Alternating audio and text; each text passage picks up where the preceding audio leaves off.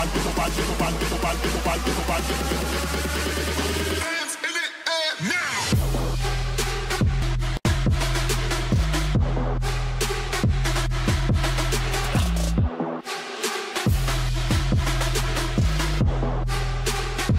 in the air now.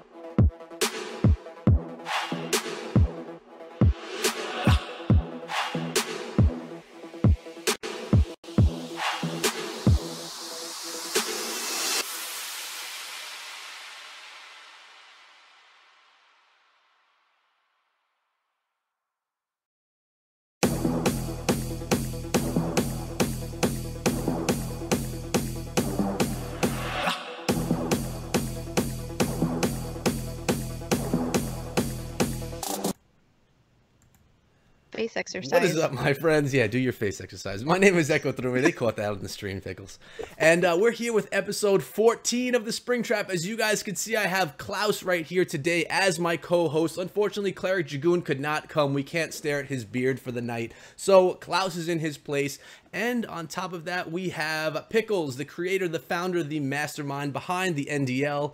She's going to be here with us tonight, too. We had a whole bunch of questions come in from you guys that we're going to get to in a moment. Before we do, I'm going to ship the mic over to Klaus so he can say hi to you guys also.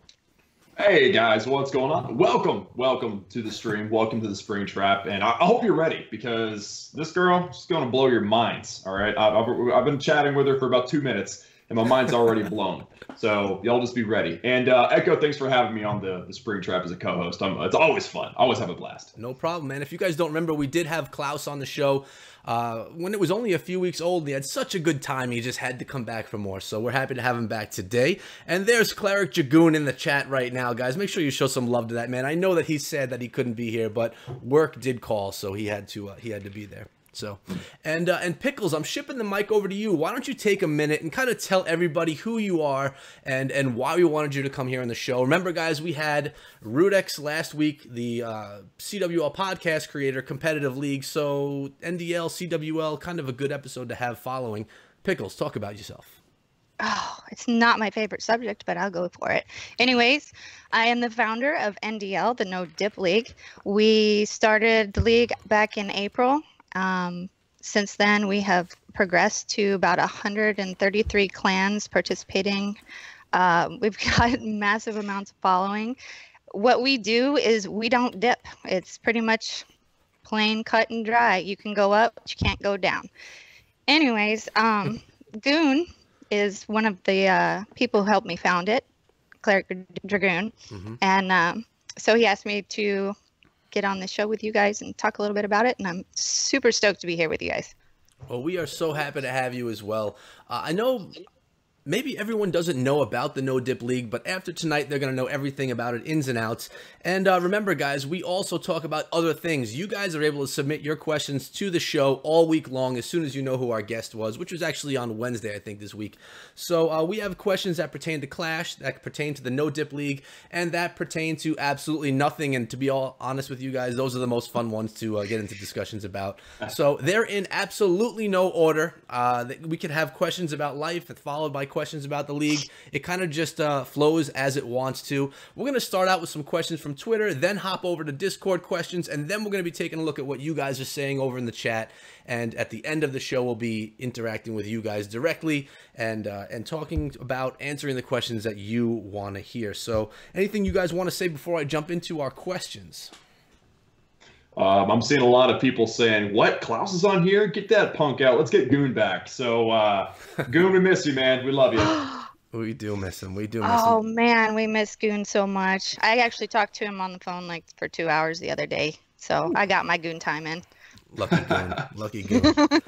And I see we got Jet Black Heart in the chat right now. We got Time to Clash in the house. Obviously, we have Cleric Dragoon here. Anyone that I'm missing that's another YouTube or big Clash personality? Flashback is here. I don't know if I said that already.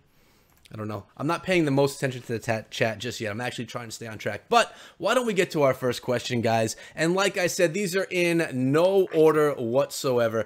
And the first one is from Even Flow. Do you think there's a steep learning curve between attacking at Town Hall 10 versus Town Hall 11?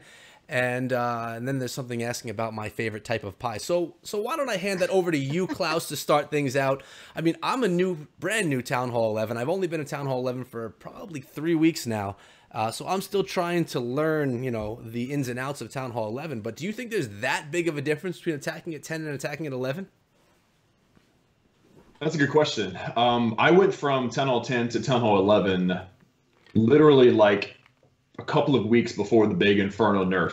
Mm-hmm. So I don't know what it's like now at Town Hall 10, but before that big nerf, I think there was a bigger curve between 9 and 10.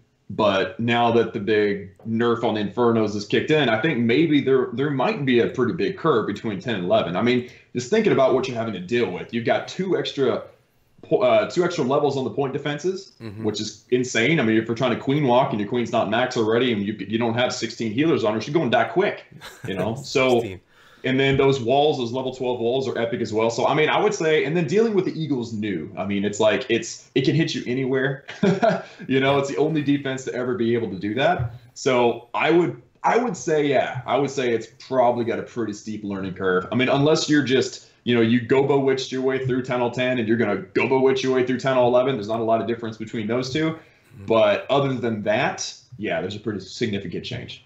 Yeah, I mean, Pekka Smash is another one that does pretty well. I've seen it do pretty well and have a lot of success against Town Hall 11. It doesn't seem that Eagle does too much against it. But how about you, Pickles? What do you think about that topic? That's kind of you guys' topic because I don't have a Town Hall 11. I have a Town Hall 9 and a Town Hall 10. Mm-hmm. And I compete with my 9 in the NDL and barely compete with my 10 because I just suck at it. I'm not even gonna lie. I'm not good at it. All right. Well, for me, I'm too new at Town Hall 11 to even really know. Just been doing a lot of farming lately because everything is really at the Town Hall 10 level. But let's get to the second part of that question, which was, what's my favorite type of pie? And I'm telling you, I like these questions better. My favorite pie, I mean, I have 2 favorite pies, and pie is a seasonal thing. You know, when it comes to the fall, I really love a nice pumpkin pie. There's just something about the season. It matches up with pumpkin pie, and it's just something that you need to have. But if it were an all year round, my favorite pie, it would have to be a cherry pie. That's me. You guys? Are Pickles? You piers? Me, I'm not a pie person. I'm a cheesecake kind of person. Mm. Yeah, I love cheesecake. I'm going to have to agree with that, even though I have an answer for you. I do love me some cheesecake. Well, everyone loves cheesecake, but what was your pie answer? Caramel. Mm. Well, okay, so just real quick. The story behind the pie. The story behind the pie is my grandmother. She was a culinary genius, so she used to make this pie called buttermilk pie. People either know it and love it, or they don't know it. Like it's one or the other. So I grew up on that stuff. My mom makes it now. She got the recipe. Now my wife has it. She's got the recipe. I love me some buttermilk pie any time of the year. Obviously during, you know, Thanksgiving or whatever, we're gonna down us some pecan pie, or, you know, we're gonna mix it up. But but buttermilk is the constant for me, for sure. I mean, it sounds delicious. Anything buttermilk sounds delicious. It is delicious. All right, let's get on to one of our Twitter questions we got right here from Kristen. She's the recruiter for the Circle of Clans. She says, all right, she's hyping up the spring trap a little bit, and then she says she has a question for all three of us. Spring, summer, winter, or autumn, which is your favorite season and why? I'll hand that one off to Pickles to start things out. Oh man, that's a tough one. I live in an area that winter is horrible, so I'm definitely gonna have to go with spring because that's when all the little critters come out. The sun is out, the grass is green, and in my area, when it rains in the spring, it turns into like the Emerald Coast. So that's definitely my favorite part of the year. It's springtime. How about you, Klaus? Well, I live in the armpit of the United States. I live in Texas. And so it's hot 9 months of the year, and it's sort of hot the other time. So anytime it's not hot is good. So the only time it's not hot is in the winter. But you can't say you love winter. Like, it's just everything, at least here in Texas, like everything's dead. Like the coldest it gets is like 60 degrees, but everything's dead, so it's not really that pretty. So I would say probably for me, the opposite of Pickles. Pickles, I love you, but you know, you're wrong. You're backwards on this one here. I can be wrong. Fall's my favorite because it's like we bear 110-degree weather every day for the summer, and then fall kicks in and we have this very brisk breeze and it gets down to 90. It's wonderful. So fall is definitely my favorite time of year. And 90 is why I don't love summer, because it's just too hot for me. So your coolest days are still too hot for me. I also, though, love the fall, Klaus. I love that season. I like the holidays that come around the fall. I like the changing of the leaves. I mean, I'm here in New York, so we have some beautiful falls over here. I do love all the seasons. I like living somewhere where I can experience all the seasons to their fullest. But if I had to choose one, it would be the fall, and that's my answer. But you were saying, Pickles, that you had horrible winters. Does that mean? I mean, to me, a horrible winter is a Texas winter with no snow. I'm assuming that you meant that you get crazy amounts of snow where you're from. No, I don't get any snow, actually. Oh, it's about okay. 40 to 50 degrees in the wintertime. But what it does is it downpours rain and we get hurricane force winds, and it's kind of just nasty all year round. Nasty, not pretty weather. No. I mean, even our spring is similar to that, and our summer is at least warm, and it gets like a 2-month dry spell, and then it's kind of like Klaus's situation, and then it starts in with the downpouring again. Oh, I'm sorry. But we have clean air. You gotta have that clean air, otherwise it's just not. Oh, it's I not can worth breathe. That's I can't true. even. If I went to Los Angeles, I think I would choke, just because our air is literally so clean, and there's so many trees, and the rain washes everything away. And the vegetation just kind of, creates an oxygen environment. So it's kind of worth its weight in gold being able to breathe. That is nice. True. Non-pollutants, right? And we had Flashback in the chat say, something about me liking winter. I mean, I'm a teacher and I get snow days, so people would think that I love the winter time because of snow. I've had 9 snow days already this year, guys. That's pretty crazy. Wow. 9 days off from work, and I don't know. I mean, it's a perk of a teacher, a perk of living in New York as a teacher, but it's still not my favorite season. Putting the seasons aside, we're moving on to question number 3 from Twitter. It's from Nedster from Divine Justice. Question for the 3 of you, and I love these ones, guys. The questions for the 3 of us. It makes me feel like I'm not left out anymore. And this one says, I'm just joking. What or who has made you laugh most in Clash, and what or who has made you go, Jesus Christ, why? Wow, that's really putting us on the hot seat there. I know.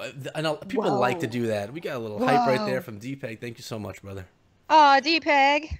D-Peg, shout out, man. So, Klaus, I'm throwing that one on you to start, man. You've been around this probably the longest, at least longer than me. I think the thing that makes me laugh the most is during a stream or whatever, we find like that epic dead base, and I'm like, holy crap, 800,000 golden elixir. I'm about to just wreck this base. And then somehow I failed the attack, and everyone's embarrassed. And well, I'm embarrassed. Everyone's laughing at me. And then my lovely viewers have this hashtag they love called #KlausFail, and it just fills the chat. And that makes me laugh. I think it's funny because it's like, hey, these guys know me that well. They're gonna fill it up with that. So it's just, I think the best thing is the connection with my viewers. Really, that really makes this game awesome and makes me laugh and happy and love it. And also clanmates too. Don't forget those guys. And then on the opposite side of things, it's the same situation. It's in the chat when everyone is asking me how to join my clan. It's like, yeah, there's only 50 slots. Sorry. But on that same note, it actually says in the clan description how to join. So you just gotta read, people. You just gotta read. You just gotta read. How about you, Pickles? For me, I'd have to say this actually happened last night too, but my staff at the NDL, they're all pretty close and they get along really, really well. And so what they've done is they've taken this game that they play online called Evil Apples, and Timbit and Lovebug and Crusher and all these staff members, they have roped in the players into playing this Evil Apples game. Oh, it's kind of like naughty card game. And they get in voice chat and they have to play these cards. And I mean, the voice chat will be just full of everybody in NDL just laughing and for hours. So when you go into that voice chat, all you hear is all the players laughing at something and having a great time. And it's good to see people who are volunteering for the league who have like busted their butts all day, especially during finals week, having a good time and having some drinks if they're adults, and having a bonding moment. I guess my worst thing about Clash would probably be sometimes it gets really toxic in the war community of who's fair play, who's not fair play, who did this, who did that. I don't think that's what gaming should be about. It's supposed to be for entertainment purposes. It's supposed to be for a good time. It's supposed to, who knows who had a bad day at work doesn't want to come on and see drama. Some people, they're ill and this is their outlet, It should be a good time. There should be not so much toxicity. I would like for that to go away. Nice, and that's not much to ask, I don't believe. But I didn't know that there was any negativity at all in the war community, personally, to be honest with you. I had no idea. I'm just kidding. I try to stay very far away from any of that stuff. I don't need to get wrapped up in it myself. But for me, what makes me laugh... I've made some good friends in this community, and I'm gonna spotlight two of them right here. They're two guys that we're in a group chat, and I'm talking about Clashing Duke and Cleric Dragoon. We talk basically every day, whether it be on Discord, chat, or if it's just typing, and just the ridiculous messages that come through. Like, I really made two great friends there, and they really are one of the highlights of me doing what I'm doing here.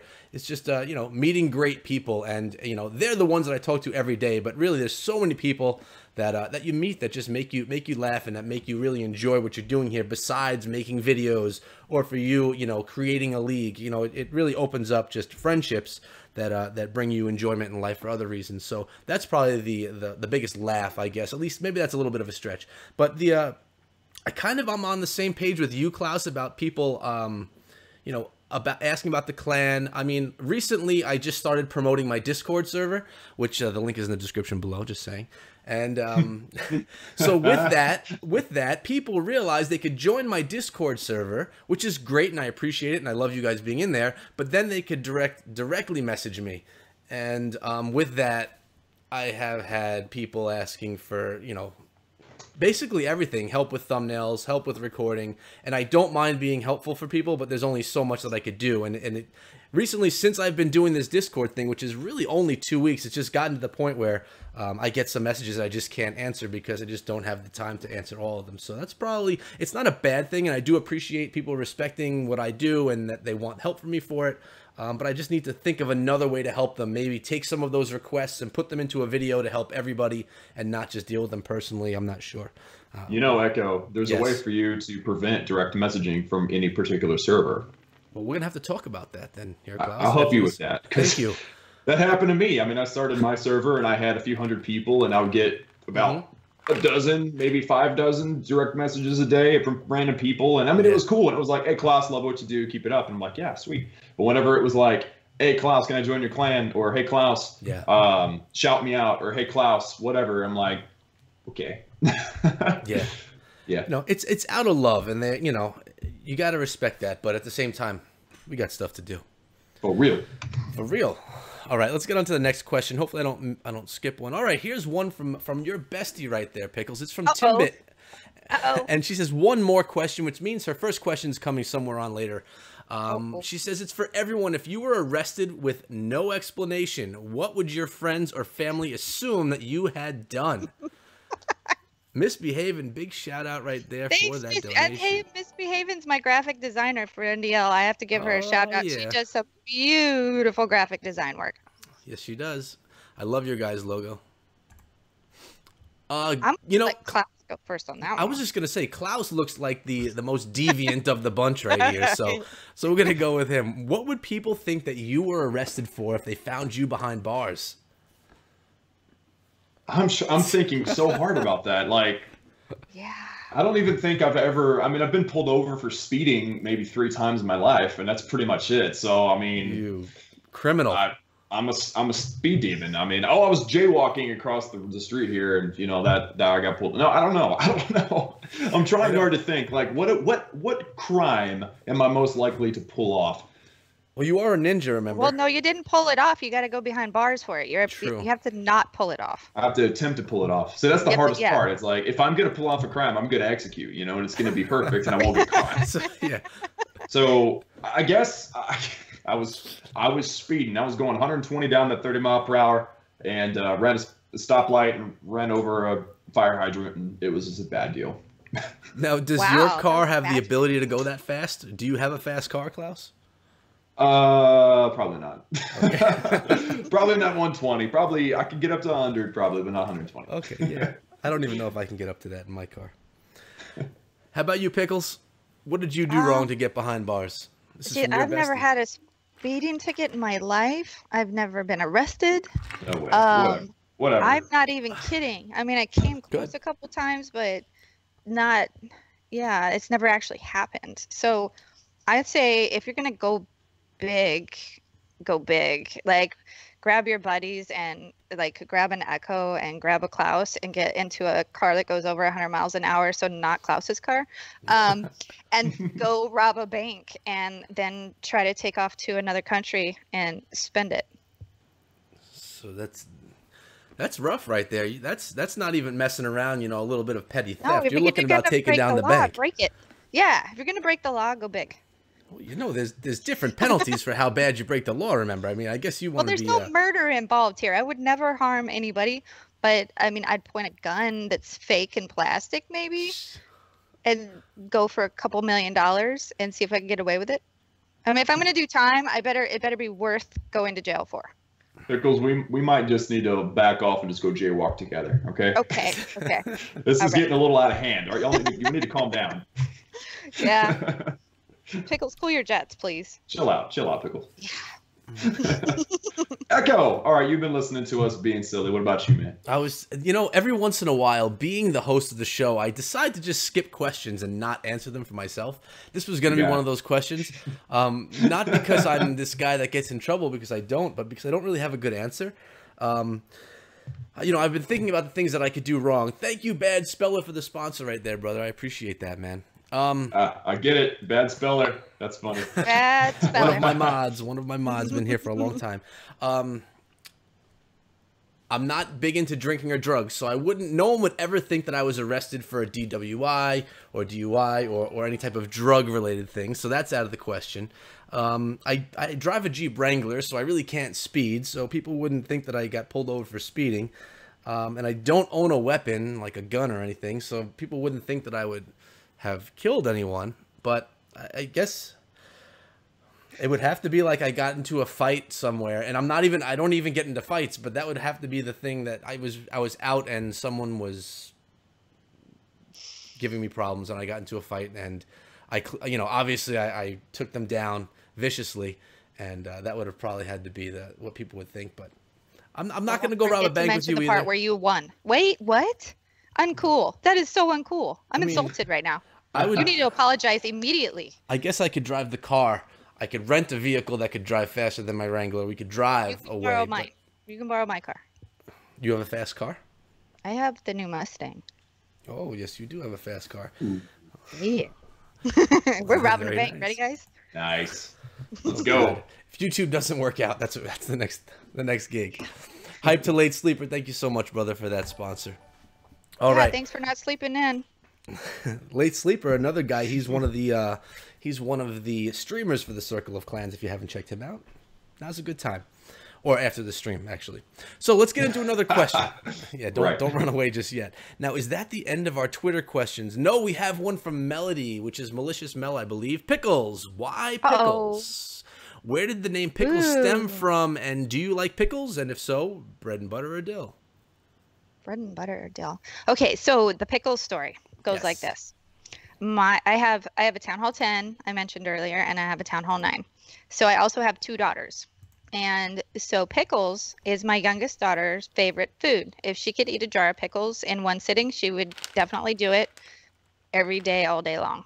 And my Town Hall 10 is named Sushi because that's my older daughter's favorite food. So I have pickles and sushi in honor of my daughters. And if I was going to pick my favorite pickle, it would actually probably be not any because I'm not a pickle fan. We'll leave that or not. Who would have ever thought that Pickles was not a pickle fan? But now, are you a sushi fan? I love sushi. I'm totally okay with sushi. There you go. Wow. Yeah.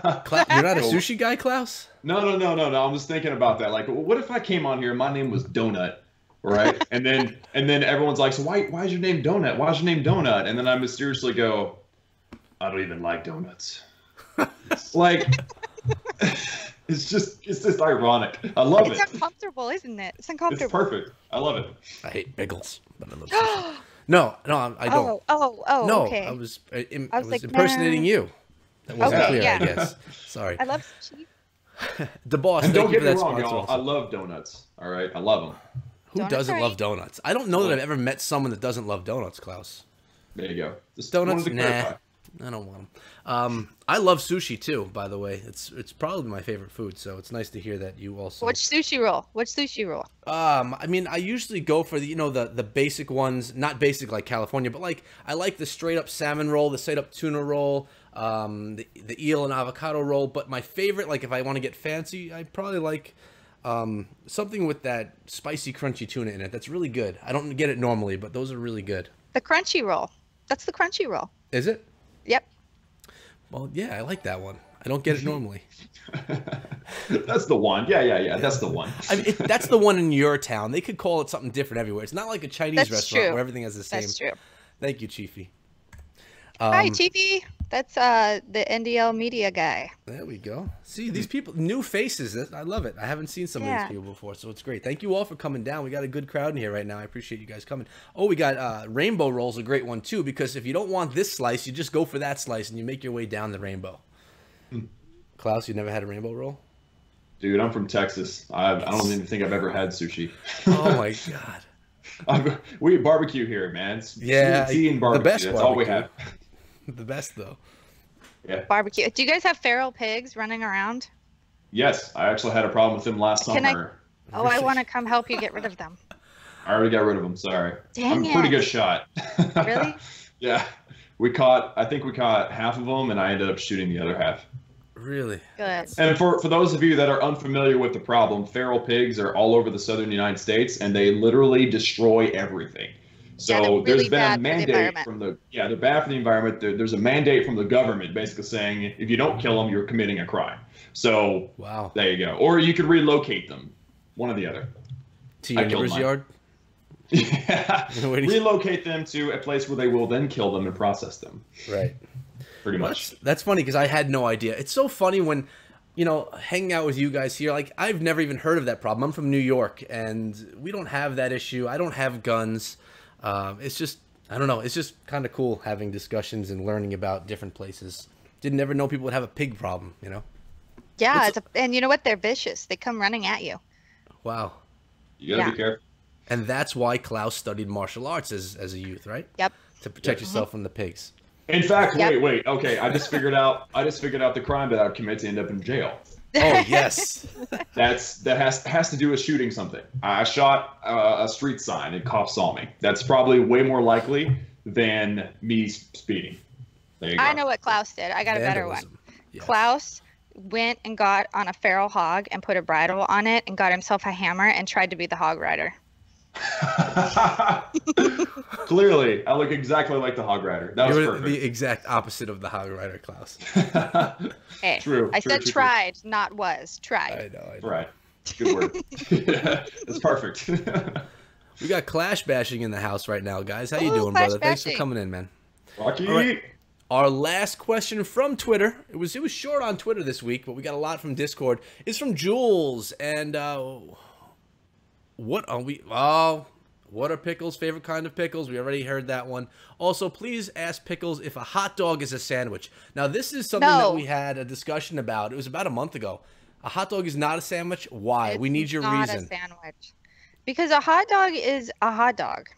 Like, you go to New York and you have a coney dog, not a sandwich. I mean, you go to the fair and you order a hot dog, not a hot dog sandwich.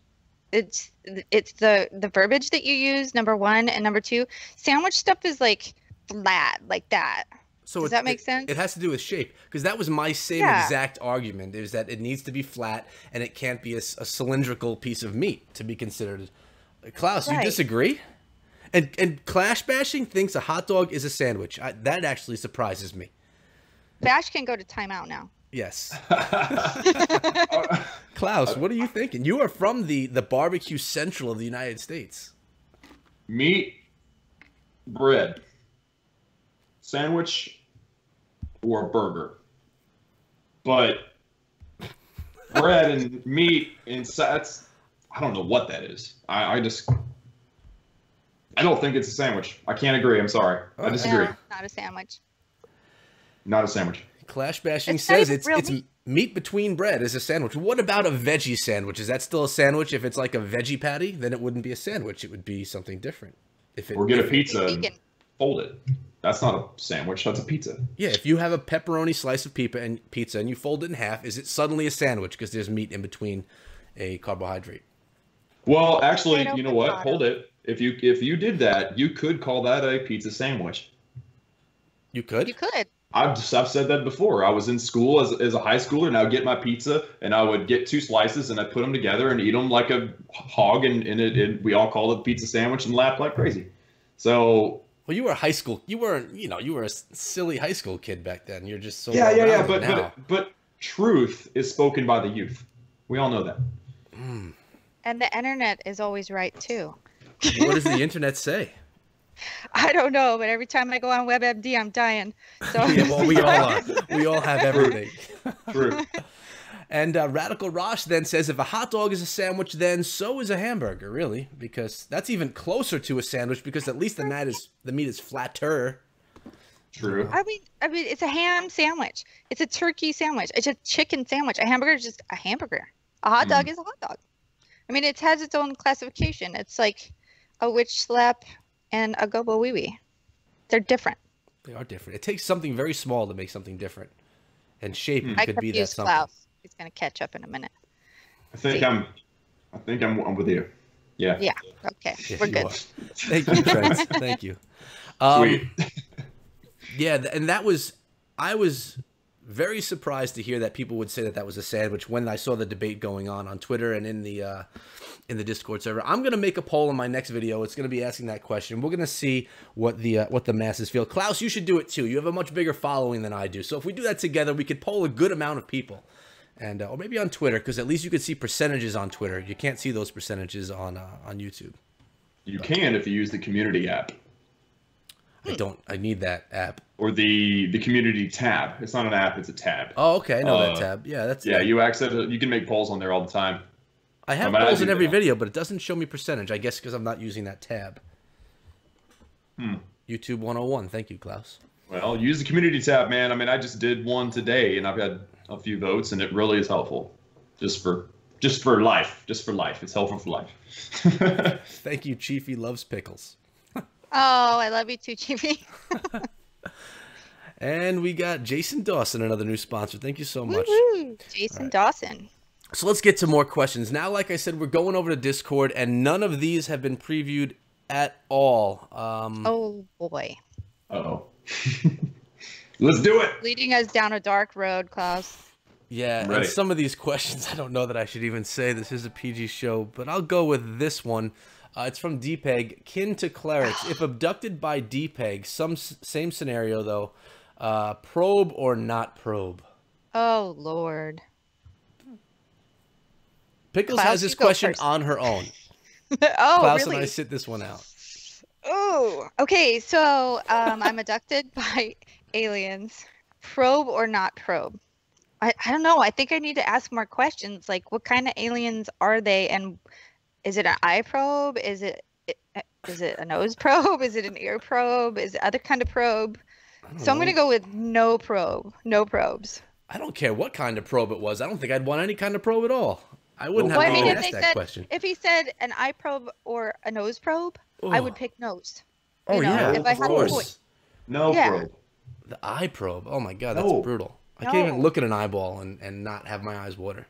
Yeah, let's just move on. Yeah, and let me tell you, that was Thanks the for that, that was the toned down question from DPEG too. The other one I don't even know that I should mention. I would all just be silent. So we'll move on to the next one.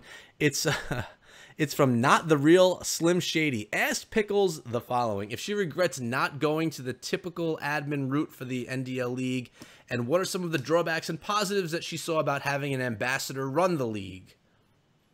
Oh Lord. Okay, let's start with the first one. You might have to read the second part No to me problem. again. It's right But I have a big fat zero regrets for not going the admin route, because what the NDL is unique in league-wise is that we have our staff. We have 33 staff members. We have media division, and then we have like a negotiations for clans who are having trouble getting their breakdowns. We have our upper level staff. We have our graphic designers, our rosters. I mean, and they're all in teams, and you have a team lead for each one. And then we have all of our clans. So say we have, for example, 140 clans. Each clan has 2 ambassadors for their clan that speak directly with our staff, and everything is democratic. So say that they don't like a rule on how they do the rosters. The ambassadors can come to the staff and say, hey, we don't like this rule. It's not working for us this season. Can we change it? And they just need enough people to second, third the motion, and they can have the rule changed that works better for them. So instead of imposing a bunch of rules onto a blanket league, we're actually getting what the players want, and we're attributing it to the rules. And they love the league because what they say matters. Everything they say and every vote they do, it makes it really their league. So it's an ambassador run league. It's not an admin run league or a staff run league. These guys run it. They put more time into it. They do their own fair play stuff. They have a liaison group that works with the staff and helps with the media. They are 100% involved in their own league and their own league play. It actually sounds like this is a well planned out league here. Like you actually thought this stuff out before just throwing a league out there, huh? Yeah, we did about 100 test wars to test the no dip theory. Wow. With test clans. A bunch of the guys from the Supercell, the forums moderators like Locke and Smolson and all them, they actually helped me write the rules in the beginning, and they helped me set up the test wars and like promoted on the Clash of Clans forums and all that kind of stuff. So we had a bunch of people that came in and helped us milestone everything, that weren't just a bunch of staff members or me going, we're going to do it, la da da da da. I actually took all the input from everybody for several months before we even started the league up. That is good, because we don't want And something Goon, that's crazy. No, Goon was actually paramount in that too, because he advised and he helped cover it.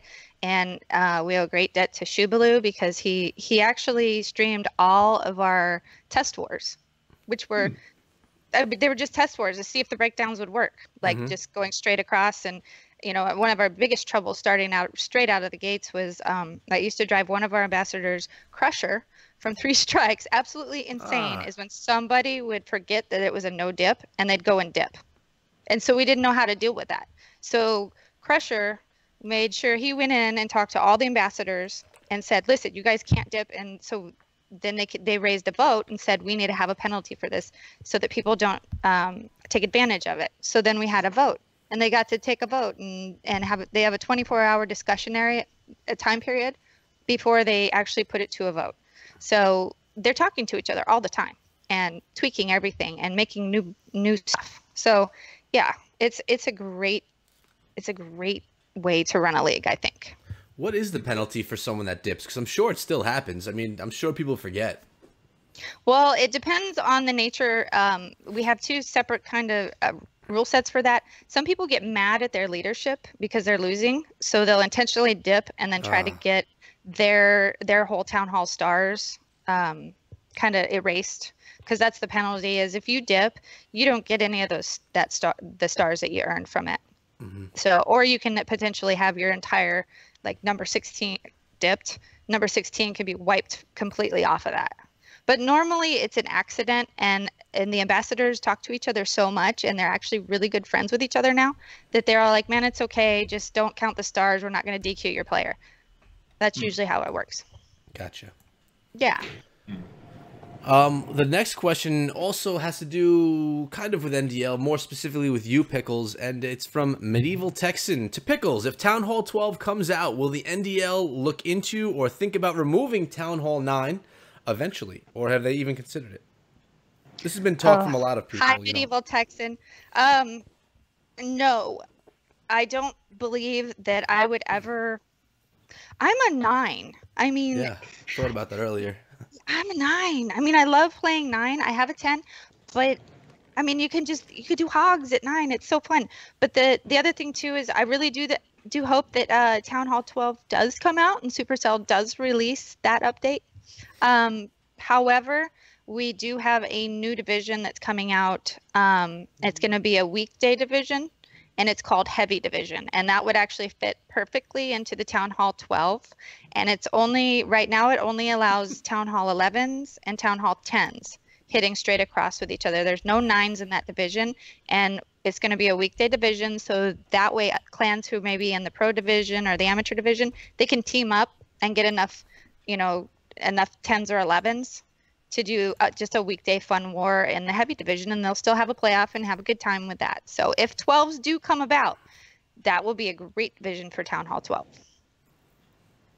So it's been thought of. It has. And as I'm scrolling through the questions, these questions were sent to me via screenshot from Cleric Goon, and they seem to be in some weird order. So I think he sent them in backwards order. So that probing question actually initially came from Cleric Goon asking if he would What? Surprised, right? It was actually Goon a Goon that night. Does he not? Let's be real. Right. Wow. The next question. What's that? I'm sort of proud and disappointed that Goon did that. He said he threw us a few curveballs in here tonight just to he wants to sit back right now and kind of make us sweat a little bit, I guess, since he's not on the hot seat tonight. Oh. But we have another question from Newbie Shot from South Watchers, I believe, co-leader. Do you feel Supercell supports the leagues, and what would you like to see from them? And now you've been to Finland, Pickles, and Supercell seems to have, at least from the outside, it looks like they've supported what you've been doing with the No Dip League. What are your thoughts on that? Have they been all that you thought they should be throughout the process? I have mixed emotions on that. I think that in one sense of the token, I don't really push for the No Dip League to get too much attention and in its beginning baby stages, because we're just now going on season 3 and we have 0 toxicity. We don't have a whole bunch of fair play violations. We're not making announcements of so-and-so's clan is disqualified. I think when you get too much attention into a league, you get very toxic situations that make the game not fun. I do get help and advice through some of the community managers and that kind of stuff. Mm-hmm. I do believe that there's a lot of leagues that are I think, I hesitate in saying this, but MLCW, the French leagues, they're huge. The German leagues, we work with all of them to keep everything kind of fair play, and we communicate, and we do All-Star Wars. We have some off-season All-Star Wars coming up with them. Where the French are going to take on the NDL, and MLCW is going to take on the NDL. CWL is going to take on the NDL. Cool. I think that people are bored with dipping to some degree, And that's why we've got such a huge response to the NDL in its very first season. I thought we were going to get maybe 20 clans and it was going to be a bunch of my friends and we were going to have a great time. We ended up with 175 clan applications. Wow. And How we many had did you to take? sort.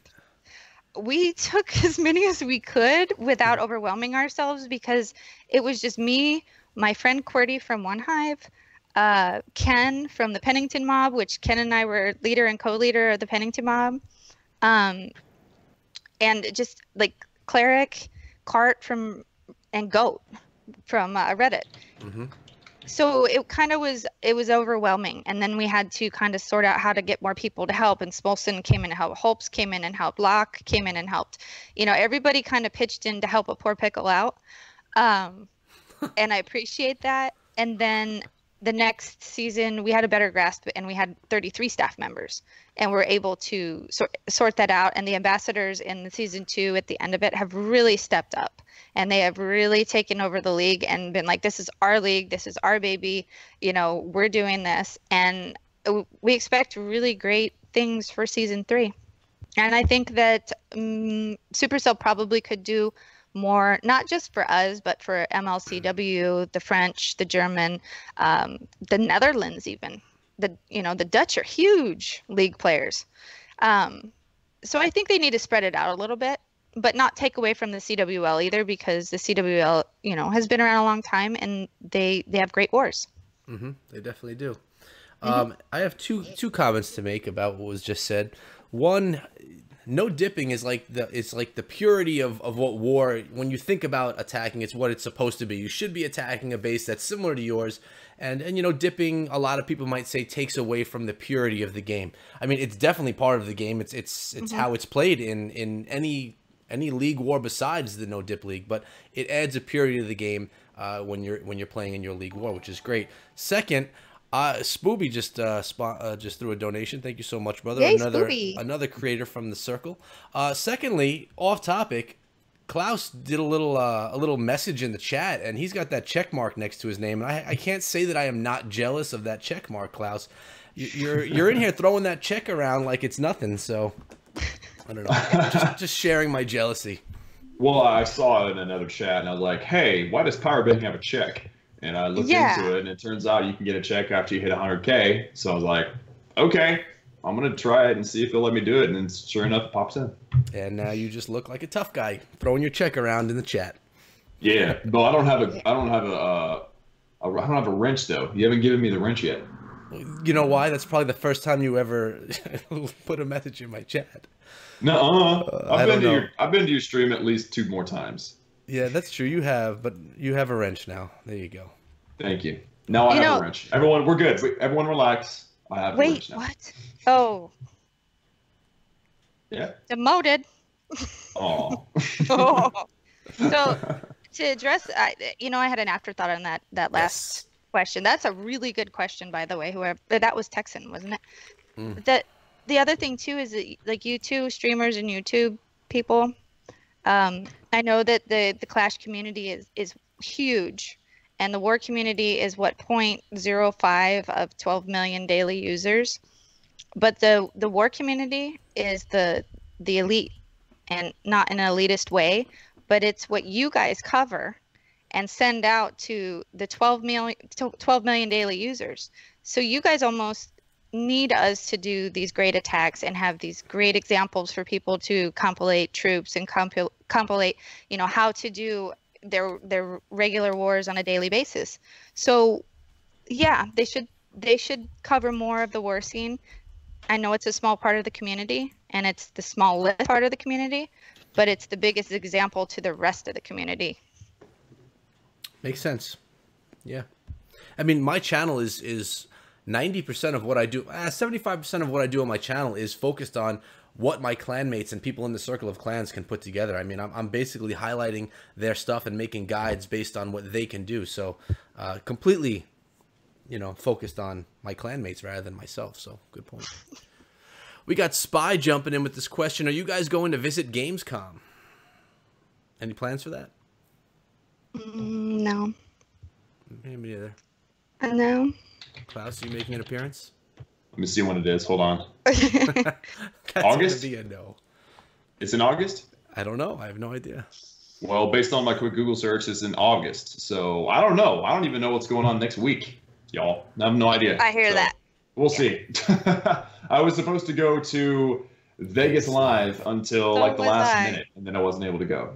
I So- wasn't able to go because it snowed where I lived, and I live like right before a summit, and I had bought my ticket and was ready to go and everything, and it snowed like 4 inches, and I was screwed. So sorry, Vegas Live, I didn't come, but even I donated money. Oh, well, we love you. We love you. Yeah, Thank you. I love me too. I love me too. All right, Spooby asked the question before, and I didn't read it. He sent it with a donation. How do I ask a girl out on Global? There's a girl called Super Hot Girl 69. She's a Rush Town Hall 9. Oh, God. What do I say to her? I'm a semi-maxed Town Hall 11. Help. Spooby. Oh, my. Quit while you're ahead, buddy. Yeah, don't ask. Don't ask. Yeah, I mean, the fact that she funny. rushed her base at all should be a good indicator that she's not the right one for you. Good point. Good point. Yeah. Because there's plenty of non-rushed girls out there on There Crush is. and Clans Yeah. that are a better fit. Oh, yeah. If they're rushed, don't even give them time of day. You are a Right. member of the Circle of Clans. You cannot be dating a rushed base female. And Right. I'm Yeah. drinking 2 G Fuels. I have my peach iced tea, and this one was that strawberry shortcake. One down, the other one to go. That was his second question. All Nice. right, so let's get into more. We got one from Lucky69. For everyone, when doing a queen walk strat, how do you draw the clan castle, and what's your personal favorite variation of the queen walk? Who wants to take that one? I'll take it. Yes. So with the queen walk, I've actually been getting fancy with the CC lure on accident, but it happens almost every time. Is I'll actually deploy more wall breakers than I have to. They break the initial wall, and then they go in the second layer to hit that wall, and it actually lures the CC more often than not. So I'm luring with these wall breakers, and then the witches and David Dragon come out, and I'm like, oh crap, and I didn't expect that to happen, and throw my poison spells down. And so besides the queen doing it herself, I've had some fancy wall breakers in videos and things, and that's always fun. As far as favorite, like what was the question? Favorite Queen walk. Variation of queen walk. variate, like with healers, right? Yeah, I guess that's the only way you walk. I don't- with You're healers. playing too much Clash Royale, Klaus. I don't know what you mean. Okay, so Well, you I did say, guess you did mention 16 healers earlier on in the stream. Super Queen, yeah. Oh yeah.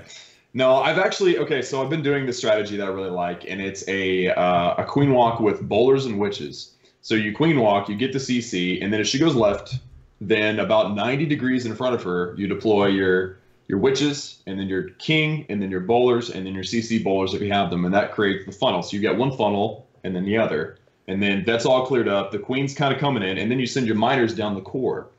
So it's a queen walk, bow witch, miner. I don't know what the name of that would be, but the healers, actually the miners usually steal the healers, and then it just kind of keeps pushing through. It's awesome. I love it. Anything to add there, Pickles? I draw the clan castle out. It's either a loon when I'm doing the queen walk, or if there's no 80s around the clan castle, or it's a hog. I mean, and then you just drop that rage if it's something detrimental towards your queen. I don't usually queen walk too terribly much. I'm a Pekka user, so I use a Pekka charge quite often. And so if I was going to do a queen walk, it would probably be a queen walk, baby dragon, hog. Just because I'm a Town Hall 9 and hogs are OP at 9. Yeah, Yay! they are. That's Yeah, true. they are. Yeah, they are. Me, I don't lower the clan castle. I just go in with a beast army and I wreck whatever comes out. It's just cake. When you have a good enough army, who has to worry about a clan castle, right? When you're as buff as Echo, you don't Yes. need a clan castle lure. Not even a poison spell. I don't even bring a poison. I just let the troops deal with it. Whoa. They should. No yeah. spells. Yeah. Nothing. We Just should do a video on that. restart. Called pimping the clan castle. Heck yes. All right, we have Crusher in the house with a little question here for Pickles, and this is just a little goofy one from himself. Who is your favorite ambassador liaison for the NDL, and is it a plus that his clan is in the Circle of Clans? Uh-oh. So I guess I could start with the answer would have to be Crusher, because Crusher has been with me since day one of testing the league and putting the rules together. He was one of the most active ambassadors. He has actually been a staff member for a brief time period. And he did the staff thing. Now he's back to being an ambassador liaison. He's really a dedicated individual. He's a lot of the reason why NDL is as successful with its ambassadors as it is because he's able to reason with them and he's able to talk to staff and reason with us, you know, because there are disputes. It's all those people in a server who care about winning. They're going to have disputes, and Crusher's very good at settling those disputes. He's also a great leader of Three Strikes, which is one of the clans that I get to cover on a daily, weekly, whatever. So, good guy for sure. Crusher's a good dude. Like that guy a lot. We got one coming from Cleric Goon again. Again, he wanted to have a presence, so he's in the chat and he sent in some questions. And of course, it has nothing to do with Clash of Clans. It says, for all, if you could have a house pet, would it be a cat, a dog, or a bird? Also, whose pet would you want to be? Dog. I agree. I'd like to have a dog. I'd like to be a dog too, because if I was my dog, I'd be the most spoiled dog in the world. So the question wasn't what pet would you want to be. It says whose pet would you want to be. Pet. Yeah, that's why Klaus got all I quiet would up not want to be Paris Hilton's pet, because the thing, she does weird stuff to her dog, like carries it around and gives it weird haircuts. That can I go with who I wouldn't want to belong to? You could do whatever you want. Of course I could. But yeah, that's a good answer. Klaus, are you a dog, cat, or bird guy? As long as it's not in my house, I don't care. You're not an animal guy. Not in the house, no. I've seen my wife. She has a problem with hair, so no, it wouldn't work. She has allergies too. I guess if it was just me, I'd pick a dog because they're a lot more communicable. Yeah. But like if it was just me, my own house, my own thing, I'd have a dog, and it wouldn't just be like a little pipsqueak dog. I'm talking about like I want a big, beastly dog. That'd be awesome. I see you with like a labradoodle. A labradoodle? They're big. You could totally pull off a labradoodle, man. I was thinking more like a German Shepherd or maybe something even bigger than that. You know, that's what I was. Like a Mastiff. Yeah, Mastiff. Something that drools a lot, and when it shakes, it gives you slobber love. Oh yeah, slobber love. That's what it's all about. So manly. It's manly. Or a labradoodle. Let's move on. Cleric Dragoon with another one. If you could be any character, he must have just spammed them all at the same time. Any character from the Game of Thrones, who would it be and why? Me, I'll start. I never watched the show. I was actually just talking to some people at the gym the other day, and they were talking about how great it is, and there's like 7 or so seasons, and it's coming to an end, that I need to sit there and just watch all of them. So I think that's going to be in my future, maybe over the summer when I have a little more time. So I haven't watched the Game of Thrones. I can't answer the question, but maybe you guys can. I would be the Dragon Queen because she's really, really pretty, and she's smart, and she's kind.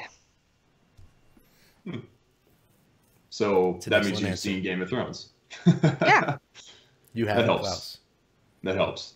I have not. I have not seen Game of Thrones, but I have seen The Mountain. I don't know if he's dead or alive. I don't know nothing about him. I just know he's a beast. So I picked The Mountain because I know nothing else.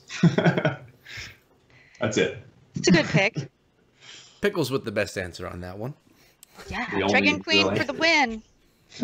All right, so I have an in-depth question right here, and I haven't previewed it, so I'm trusting that it's an appropriate one. It's from Doc Holliday, and it's for you, Pickles. He asks, as a league founder myself, I know it can be difficult to prepare for any possible updates from Supercell, especially when those updates are still unknown and may greatly affect gameplay overall and strategic planning. So we set the scene with that part right there. With several massive Clash of Clans updates hinted to drop this calendar year, and several of them with the potential to greatly affect league play, including Town Hall 12, how do you foresee the dynamics of the league plan play changing in the near future for both the NDL and League War community in general? From Doc Holliday, the AWL founder. Oh, Doc Holliday is actually a very good league founder. He has a great league. And hi, Doc. You know what? I'm just going to do this. NDL, safe. We are always safe from the updates. You put a 12 in, we're going to have 12v12.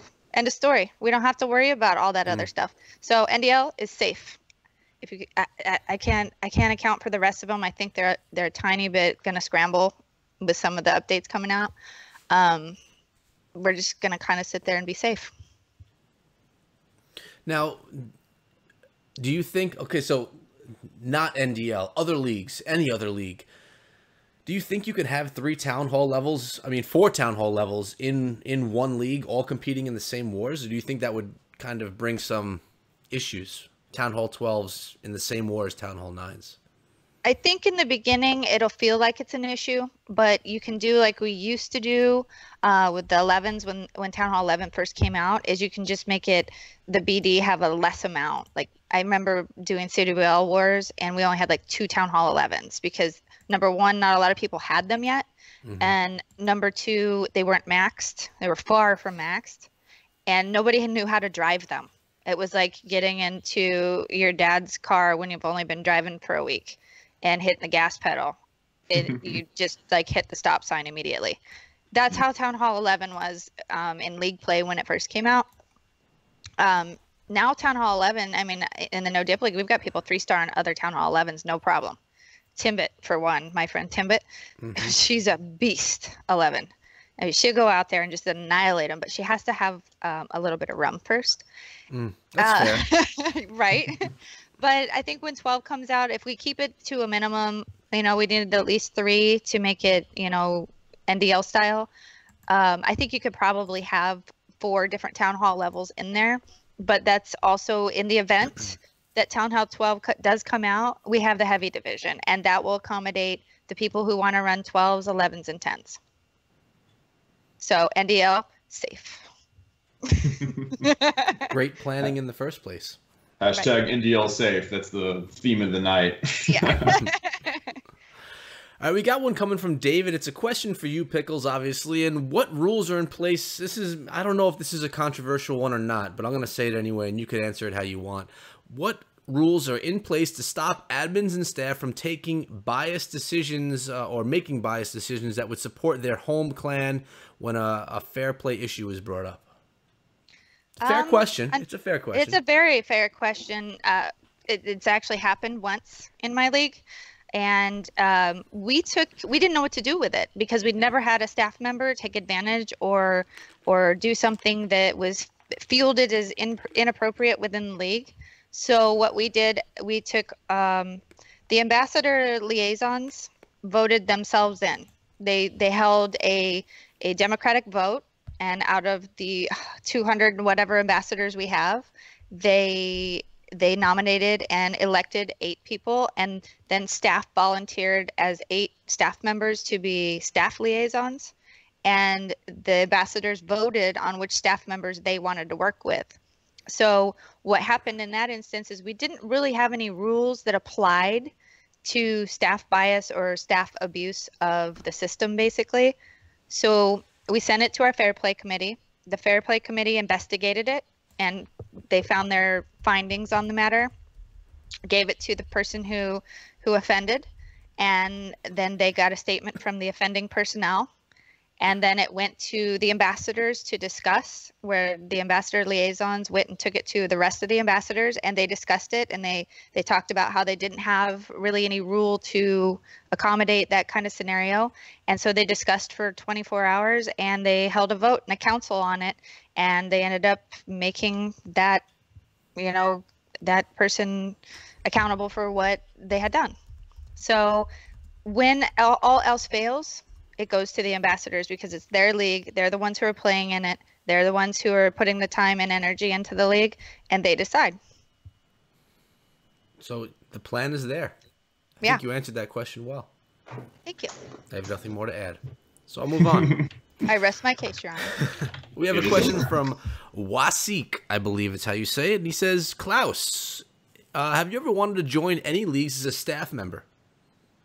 And all the best to you on your road to 2 million subs, he says. Holy cow, 2 million subs. Yeah, that's going to be a while. Yeah, actually, so whenever my clan from before Boston Tea Party, whenever we joined the CWL, I was like, well, I'm YouTubing, so might as well try to get involved with the CWL on an admin level. And so I went and contacted my contact in CWL, and I said, hey, how can I help? What's the best thing I can do? And he said, well, actually, we need some YouTube work done. I'm like, well, that's a natural fit. Okay, I'll do some YouTubing. Sure. And it ended up being a ton of work. And then clan situation kind of changed, and now I'm in my own clan that I'm running, Knights of Zion, which is actually a pretty we're getting more serious. I think it's just our natural personalities, but it's supposed to be more of a relaxed environment.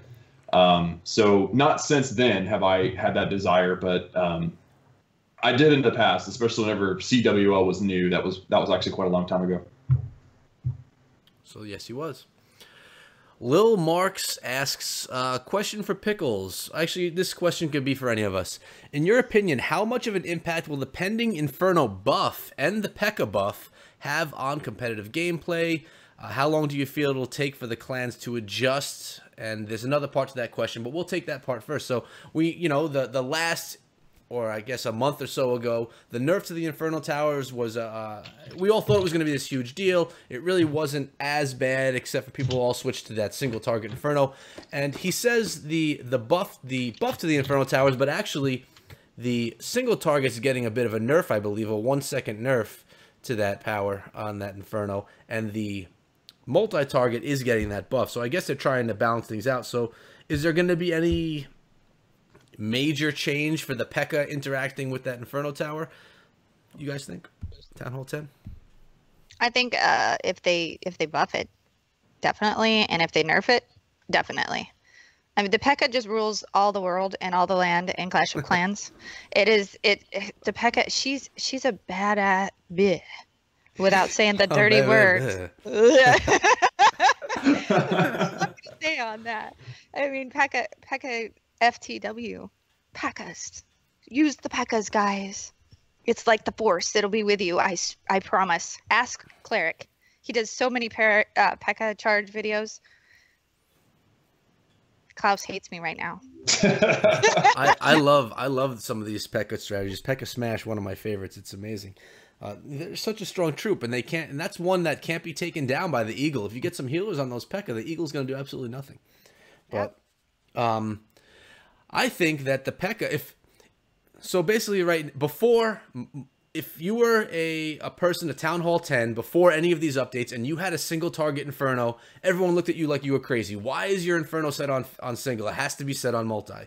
Then the Inferno Tower nerf happened, and everyone says now, if it's set on multi-target, what are you thinking? You're crazy. It needs to be set on single. So I think they're trying to find that balance so that everywhere you go, the Inferno Towers are not exactly the same, or maybe even people have a mix of both. They're trying to find that love. But since they are nerfing the single target Inferno, which means it's going to take an extra second to heat up to max, the Pekka are going to get a little bit more life out of that.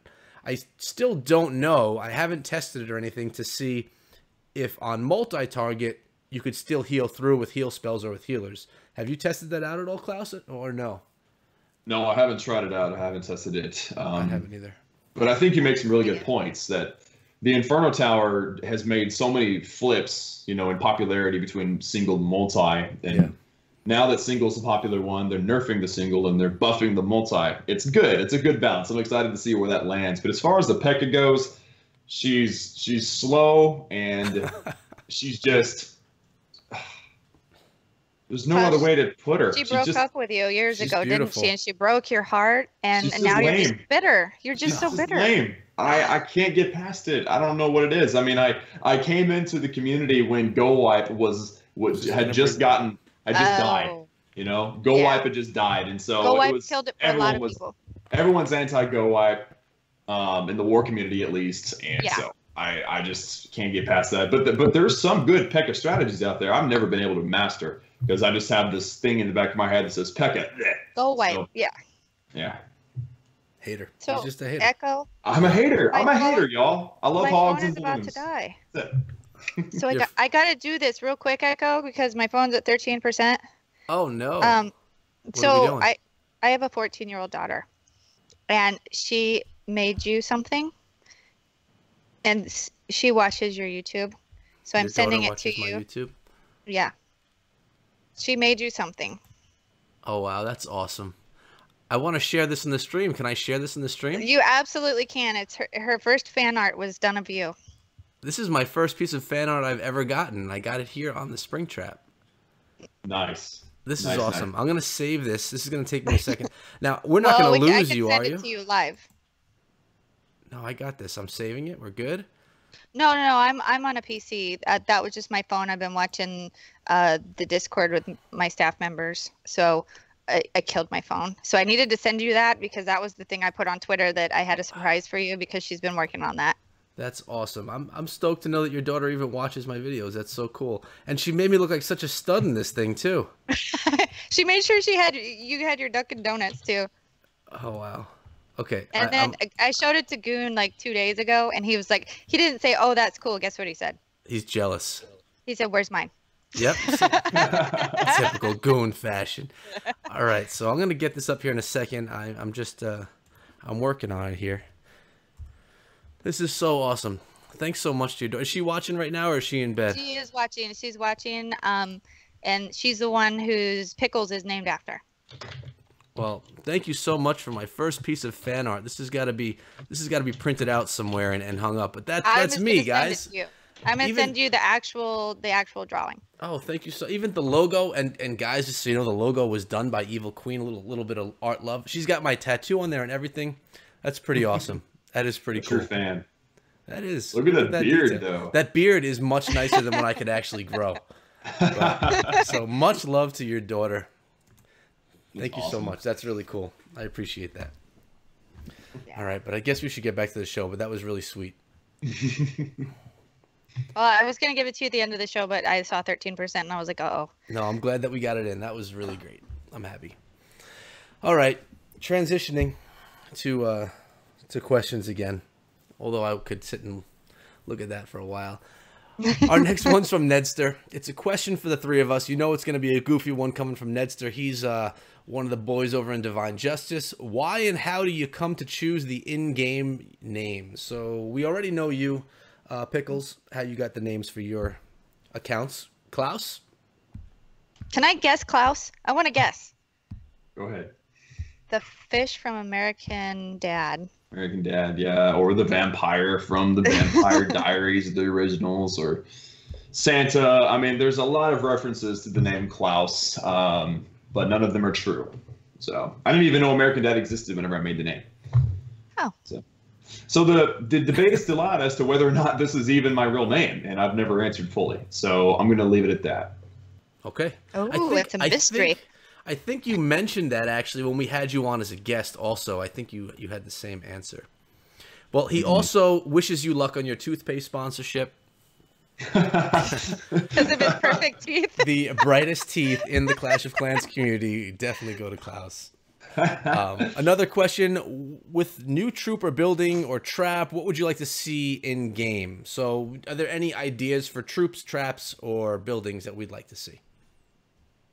I've seen some trap ideas that are inside the walls, but I don't know any detail on that. I've had people ask me like, "Hey, what do you think about having traps inside the walls?" And I'm guessing that means something like if a hog tries to go over it, it explodes them, kills them, or something. I mean, or maybe like a ring of fire. Yeah, like there's some sort of Hunger Games.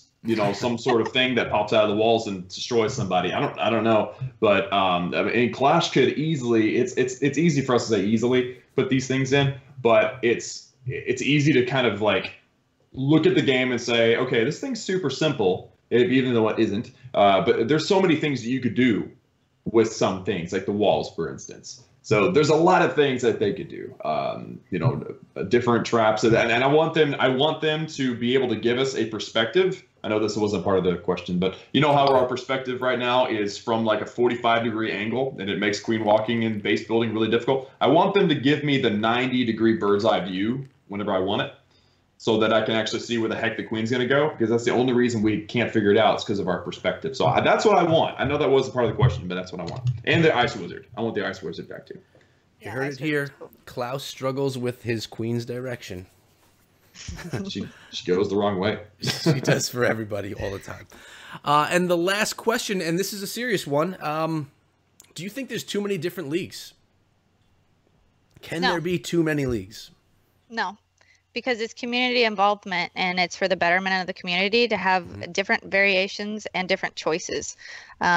Like people who get tired of dipping can come over and no dip, and maybe they'll get tired of not dipping and they'll go do the gauntlet or something else where there's different variations. I think we need more leagues with different variations of things to keep community interest. Otherwise, the game's going to die. If you don't have people interested, you don't have players, and you don't have a game, and you don't have leagues. True. I think there should be more. More. So you guys bring your league ideas to fruition. Make it happen. Yeah, make it happen. Like, we could make a dip league where you have to dip. That's original. That's definitely. Or you could do like what we're doing with the MLCW. We're taking our all-stars from NDL and the all-stars from their league, and we're doing a 2-part war where in one war they have to dip, and in one war they don't dip. So both leagues are getting to have to, go out of their comfort zone and see who reigns champion on that. Nice. I like the answer. I can't top that. Pickles killed it on that one. She's been killing these questions in general, to be honest. She's come prepared, even though she did not see, neither did Klaus or really even myself, see any of these questions beforehand. But we got one from Spooby, and we got his goofy ones earlier, but here's another one from Spooby, and a big shout out to him again, a creator for the Circle of Clans. He's new, but he's exciting and enjoyable to watch. Spooby asks, do you think that these new rewards from clan games will eventually ruin the grinding aspect of Clash of Clans? I hope it does. I hate farming. I hate farming, and I love the boosts. So if I could just get all my money by the boosts and build a wall, I'm so happy. That's my answer. Klaus? It's theoretically it's preparation for Tunnel 12, because think about it, man. I mean, it's a game on your phone, and it takes you how long to get to Tunnel 12 or 11? It takes you years. You know what I mean? So my theory is that, and I don't know for sure. I'm not. This isn't any leaks. It might be a little leak, but it's not unintentionally. Not a leak. But I think that the clan games was meant to do two things. One, engage clans in a whole new way. It's called Clash of Clans, so we have that social aspect. And two, it was meant to help people along in the struggle of the grind. Tunnel 9 hero farming, wall farming. Tunnel 10, along the same time they released clan games, they also released the nerf on Inferno, so it was to make people grind through Tunnel 9 and not be afraid of 10 at the same time. So I think clan games will definitely help the grind. I don't think it's going to kill the grind or ruin the grind. I think it's going to help the grind, and people are going to be able to max quicker and be happier with the game. I mean, a lot of people that get a little too competitive. Can I say that here? Goon, don't shoot me. Too competitive. They don't want the grind to be easier. They don't want the game to be easier, but you're just going to lose players that get stuck, and maybe the younger crowd as well. But we need the people. We need the population. So I'm happy with where the game's headed right now, personally. I agree too. I agree. And if it's too easy, come on over to the No Dip League. It's not easy there. Have fun. Have fun with the dip league. No dip league. Yeah, it's really hard, guys. Have you guys had the problem? This is the problem that I have. I have my book of heroes. No, not the heroes. The spells or the fighting. When you could do your upgrades faster in the lab. So if let's say I did my lightning spell, it costs 9.5 million. I do my upgrade, and I use that book, but then I don't have any loot to get it going again. Have you run into that problem? Yes. I mean, I don't know. Yeah. Well, you've got to do any elixir upgrade and then a dark elixir upgrade, or vice versa. Yeah. Right. Yeah. That's the only way to do it. It really is to get the full benefit out of those books. It's true. It's true, but right. I'm trying to get those heroes up too. So, All right, let's get into some more questions. I got a couple that just popped through in the chat, and I usually don't jump over to those, but I'm going to because I can make the rules any way that I want. And this one's from Clash Bashing. It's a question for Klaus and myself. What's your dream collab? Doesn't have to be Clash of Clans related. I know my answer. Do you know yours? Let me think about it. Go ahead and answer. I'll think about it. I have two. One of them is because before I was even into Clash of Clans, I was a big Call of Duty person, and I became friends with a guy. His name is Drifter. He did strategy stuff for Clash of Clans, for Call of Duty. Currently a 1 million subscriber YouTuber. He's just a great guy, fantastic person. I'd love to do a collab with him. But my all-time person I'd really like to collab with, which will never happen ever. Probably one of the people that I love watching the most just because of how enjoyable his content is. I don't even play the game. He plays Fortnite now, is Allier. I think that the content he puts out, his energy, his personality is just literally unbelievable. I watch every video he puts out on a game that I'm awful at, that I don't even play, just because I enjoy watching him. So he's kind of an inspiration just because of really how awesome he is. I want to hang out with the dude. Nice. Klaus? I don't know. I mean, I've been really begging Echo through me to do a collab with me, and he just won't. So yeah, I turn you down every time. I don't know. I mean, so I guess on a totally different level from what you said. You said this. You had this YouTuber, Allier, that was super energetic and exciting, and you don't even play the game he plays. But I have a YouTuber that he was the first YouTuber that I actually watched more than one video of. And this was before I started playing Clash, and his name was William Strife. And William played Fallout, and I've been doing Fallout on my channel, so it's like I fell in love with his playthroughs in Fallout, and he seems like such a smart guy, and such a his videos were like the toppest of quality that for his time, and then his editing was perfect, and I just thought, you know what, it'd be super cool to do a collab with him. And then he did a Minecraft series, and I was like, what is this junk? I've never seen Minecraft. And then I got hooked on Minecraft. So any game he plays, I'm interested in just because he plays it. But he doesn't get you with his personality and his energy and excitement and everything, but more like he just makes every video a cinematic adventure, and I love it. That's cool. I haven't checked him out, but you're making me want to.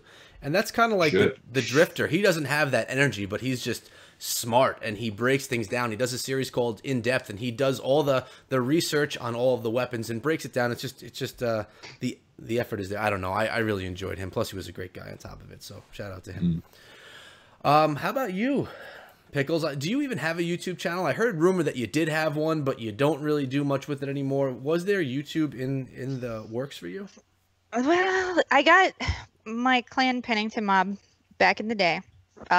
Wanted me, when streamers were first coming out and doing Clash of Clans as streaming, they wanted me to do some streaming stuff because I have some background there. And then when we made the NDL, we decided that we were going to make poo talk videos. I don't know if I'm allowed to say it's like a crap talk video where you can talk to, last year in the finals, we had 2 clans in the pro division who had a good time, like making videos back and forth at each other to kind of like hype up and get ready for their war. So we decided to institute that in season 2. And some people took it way over the top, so we kind of took it away. So I did some announcements with my YouTube for the NDL and stuff like that. And then I don't know, I got busy with other things. And I don't really do any YouTube stuff anymore. You guys are way too cool. I'm not cool enough. It takes a lot of time to do YouTube stuff. I could imagine doing the NDL and YouTube on top of it would be pretty darn difficult. Yeah, I mean, I'm literally on something Discord or something Twitter or something do this. I really don't have time to do the YouTube. Yeah, well, it's not easy. I'll leave that to you guys. You're way better at it than me. All right, what questions do we have here? I don't agree, but thank you. From Jess VN. Fun question. If you were required to rename your Clash account right now, what would you choose? It may not resemble in any way your current name.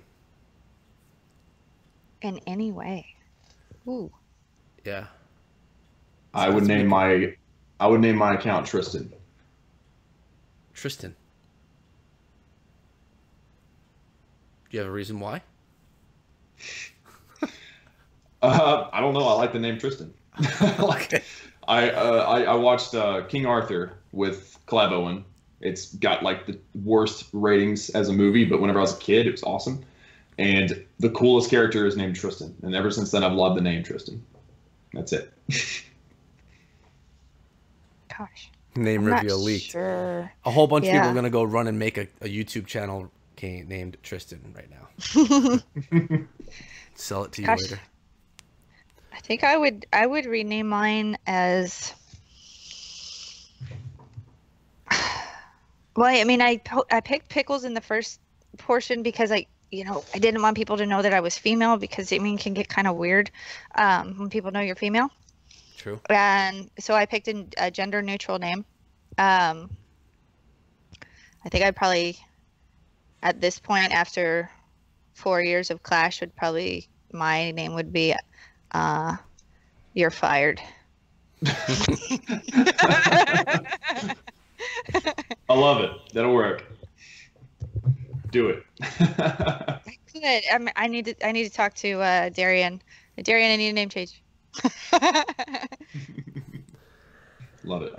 Mine would probably be, and I would never want to change my name. I've had it for so long, but I would probably change it to Mr. Phoenix because probably my favorite game, definitely my favorite game ever, besides the Clash games, because I do love them very much, is Gears of War, and Marcus Phoenix, just an idol in that whole series. So if I had to, without putting much thought into it, that's probably what I would like to do. Mr. Phoenix demands respect. You guys like that game? Have you played Gears of War, guys? I have. Yeah, I have. It's awesome. You should play it on your channel, man. Or have you done it already? And I just missed it. I have not done it on my channel. I have not. What are you waiting for, bro? I want know. to watch Yeah, that. bro. Come on. Yeah. I would watch it. Thanks, Klaus. I appreciate your support. Always. Question for Pickles from Picked Space Shane from Three Strikes. I think. boy. Three Strikes F. How did you even come up with the idea of NDL? Was it an idea from CWL or something like that? Did we talk about this, or did we talk about this privately before we started the stream? I don't remember, but I can answer it again in brief. Yeah, sure. Basically, what happened was Pickles went to Finland and played on the Supercell forums team and got to test the update, which I saw what was going to be updated. So I went back home and I got my little notepad out and I decided that we needed to have something that was going to accommodate that update and the buffs and stuff that were coming with it. And also when I came back, people were like, yay, Pickles went to Finland in my clan. And then they were like, bye. And I'm like, where are you going? And they said, we're bored with the way wars are going and we're kind of over it. So I tried to talk them. I said, well, if I can change it, would you at least try it and stay around and play? Because I've played with you for so long. I don't want to lose people who I've played with for so long. It's not fun without your friends. It really isn't. So I kind of got them all roped into the NDL and setting it up and test wars and all that kind of stuff. And so I made it for my friends. I made it because I knew that there was going to be some update things. And I made it because dipping was getting boring for a lot of people. And that was very much proved to be correct with 175 applications in its first season. So, and growing stronger at this point. Especially after this, right? I hope so, because, I mean, 'cause you guys are just like the bomb. Yeah. I'm going to have to hire more staff. You guys want to be staff? Can I say no and still be friends with you? Are you breaking up with me? Well, Okay, that's fine, but I'll accept your no, but you have to stream something at some point or YouTube something at one point. I'll stream something. You're the man. Okay, I forgive you. All right, sweet. Echo, you are currently on the hot seat. She's asking you to be staff in the NDL. Jesus. I said no, though. I said no. Yeah, You it's said- okay to say no. Staff in the Yeah. I think that's a question that we have to have a discussion about after the stream. We could talk about it. What does that mean, the staff in the NDL? Hey, what's up, Lady B? Is that like a media staff or like being... Yes. So or supporting you can just do whatever you want. Clash Bashing is warning me. He says it's a trap. It's not a trap. Well, I mean, we're gonna do the NDL finals streaming, and then you really don't have to be staff. I mean, Cleric is advisory council because he helped found the league, and he doesn't do anything but like hang out and help and moderate every once in a while. This is what you need to know about Cleric Goon. The man just likes to be part of everything. He likes to talk. He likes to be in a little bit in everything that's going on. You know, it's just how he rolls. I love the NDL. I've said it many times in other videos. I've said it on stream before. I like the whole concept of it. I wouldn't mind helping out in some way. I don't know how. Oh. I don't know what I could do, but I'm sure I could do something. Because I'm sure we could find you something. I actually did. You heard it here first, folks. Yeah, no promises, but we could do something. I actually streamed. I've never wanted to do streams for an official league because of all the rules of streaming and what you can and can't do. And usually when I stream, I just do my own thing. And if there's a war going on with my clan family, I'll show the war. I'll show my farming. So last night I streamed for the CWL for the first time. It was a 5v5 tournament, and you know, I was basically sitting around waiting for hits, and the attacks were great. The format was fun, but you know, it wasn't what I normally did, and I kind of missed what I normally do, because it's just a different beast, I guess. But we'll talk. We'll figure something out. I definitely like to support you. And your daughter drew me a picture, so I mean, that's awesome. Winning. Yeah. So, can I move on to another question, or is there more to this? Absolutely. Who took over the reins? Was it Klaus or was it you, Pickles, when I stepped away? Pickles never stopped talking. I mean, she just kept talking and talking and talking. So I never got to take over. Even Rocky in the chat was like, "Hey, he's gone. Take over the stream. Take control. Hijack the stream. Well, you got this, Rocky's bro." Like, and then Pickles, don't take Pickles on the show. She'll cut you off, just like I did there. Yeah, I was never able to get a word in edgewise. She just kept going. I'm female, guys. I'm female. Pa, pa, pa, pa, pa. I told you, Klaus. Easy job to co-host, man. Absolutely, man. Absolutely. I get it. Question right now while we're on it. Is there an official YouTube channel for the NDL? We got someone in the chat asking that. Yeah, it started off with Cleric Goon. He did the very first NDL stuff, and then it got passed off to Mr. Clash Videos. And that's where it is now, Mr. Clash Videos? Yes, and he's in Australia, and he's been having some internet issues in his area in Australia. He's a heck of a nice guy. He does the Supercell forums, covers that stuff too. Really great guy, but he hasn't been able to cover much this season because they're having to like redo the whole internet in his area, so he's kind of out of luck. Gotcha. Okay. Let's move on to more questions. I have another one here from Goon. It says, for Pickles, how many hours in a day do you spend on NDL related stuff? My guess is you're on it all day long. That's what all would be my day. guess. Yeah. No, I can't be on it all day because I have real life stuff I actually take care of.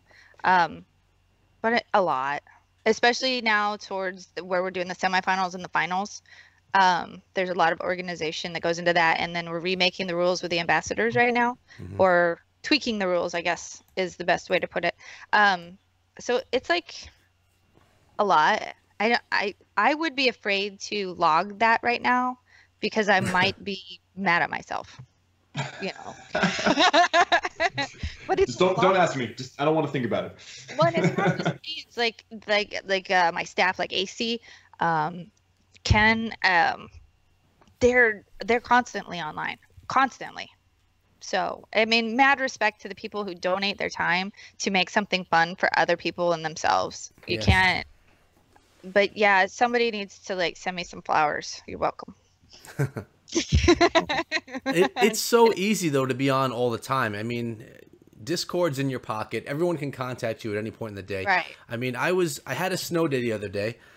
Surprising because I've been having one every single week, and I tweeted something out saying, you know, another snow day. I was at the bagel shop and playing Clash of Clans and having my morning bagel over there, and Clashing Duke says to me over Twitter, he's like, you're a full-time YouTuber and a part-time teacher just because of how much time I have out. So I'm like, let me do the math. And I did the math, and I actually spend more time YouTubing, you know, assuming I do about 4 hours a day of YouTube, which I sometimes do more.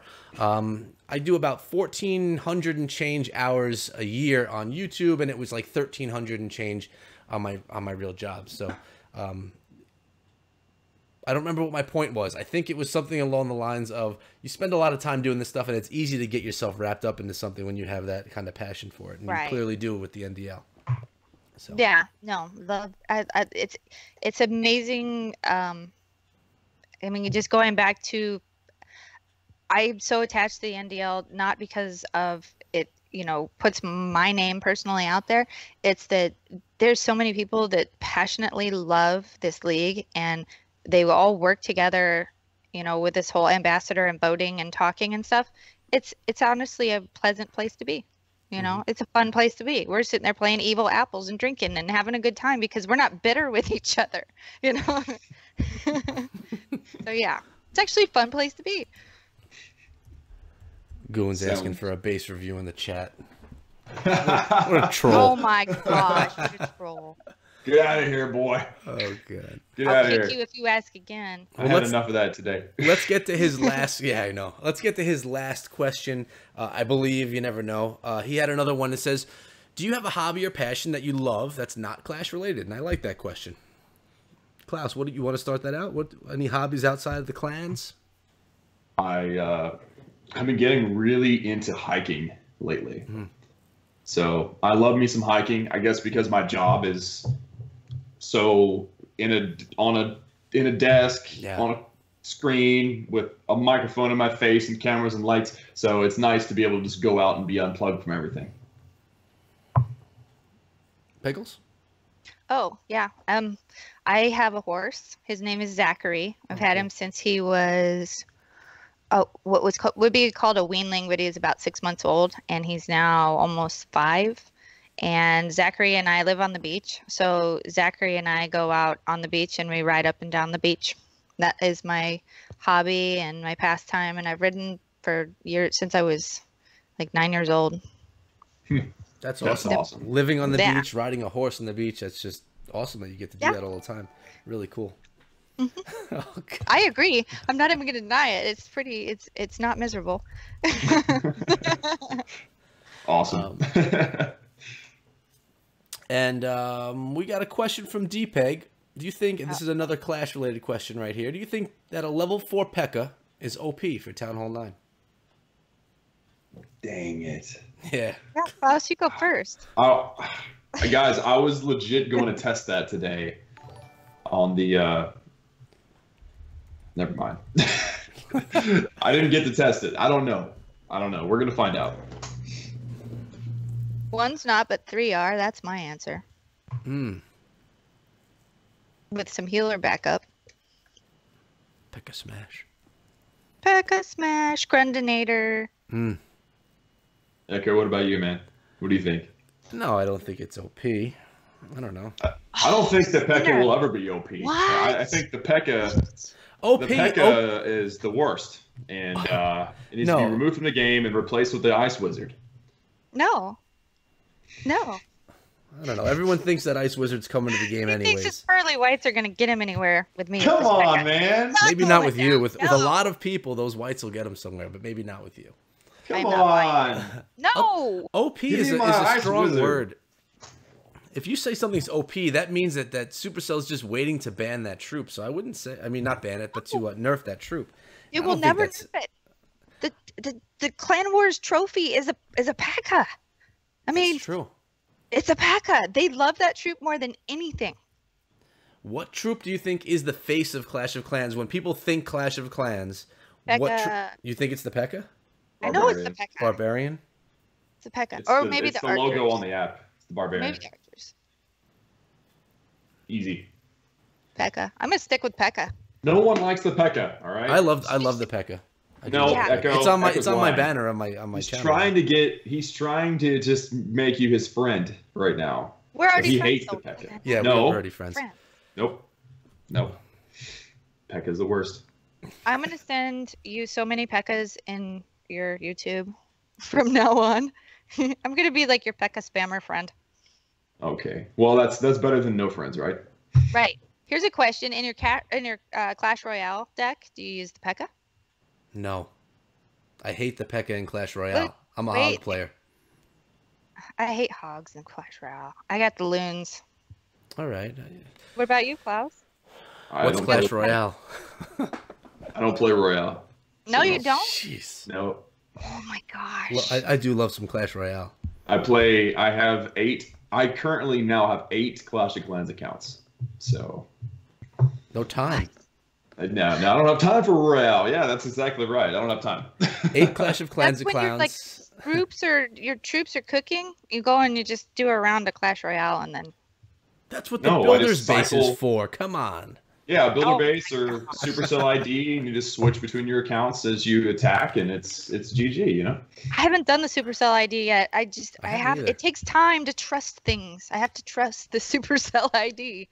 I had a problem with that too, honestly. But now that it's set up, it's incredible. I love it. It's just so new. It's really new, and I mean, I'm not comfortable with new things, so I need more convincing. Do it. So there's no reason to use. There's no reason to use a Supercell ID if you have one account, right? It's just for switching back and forth, right? Right.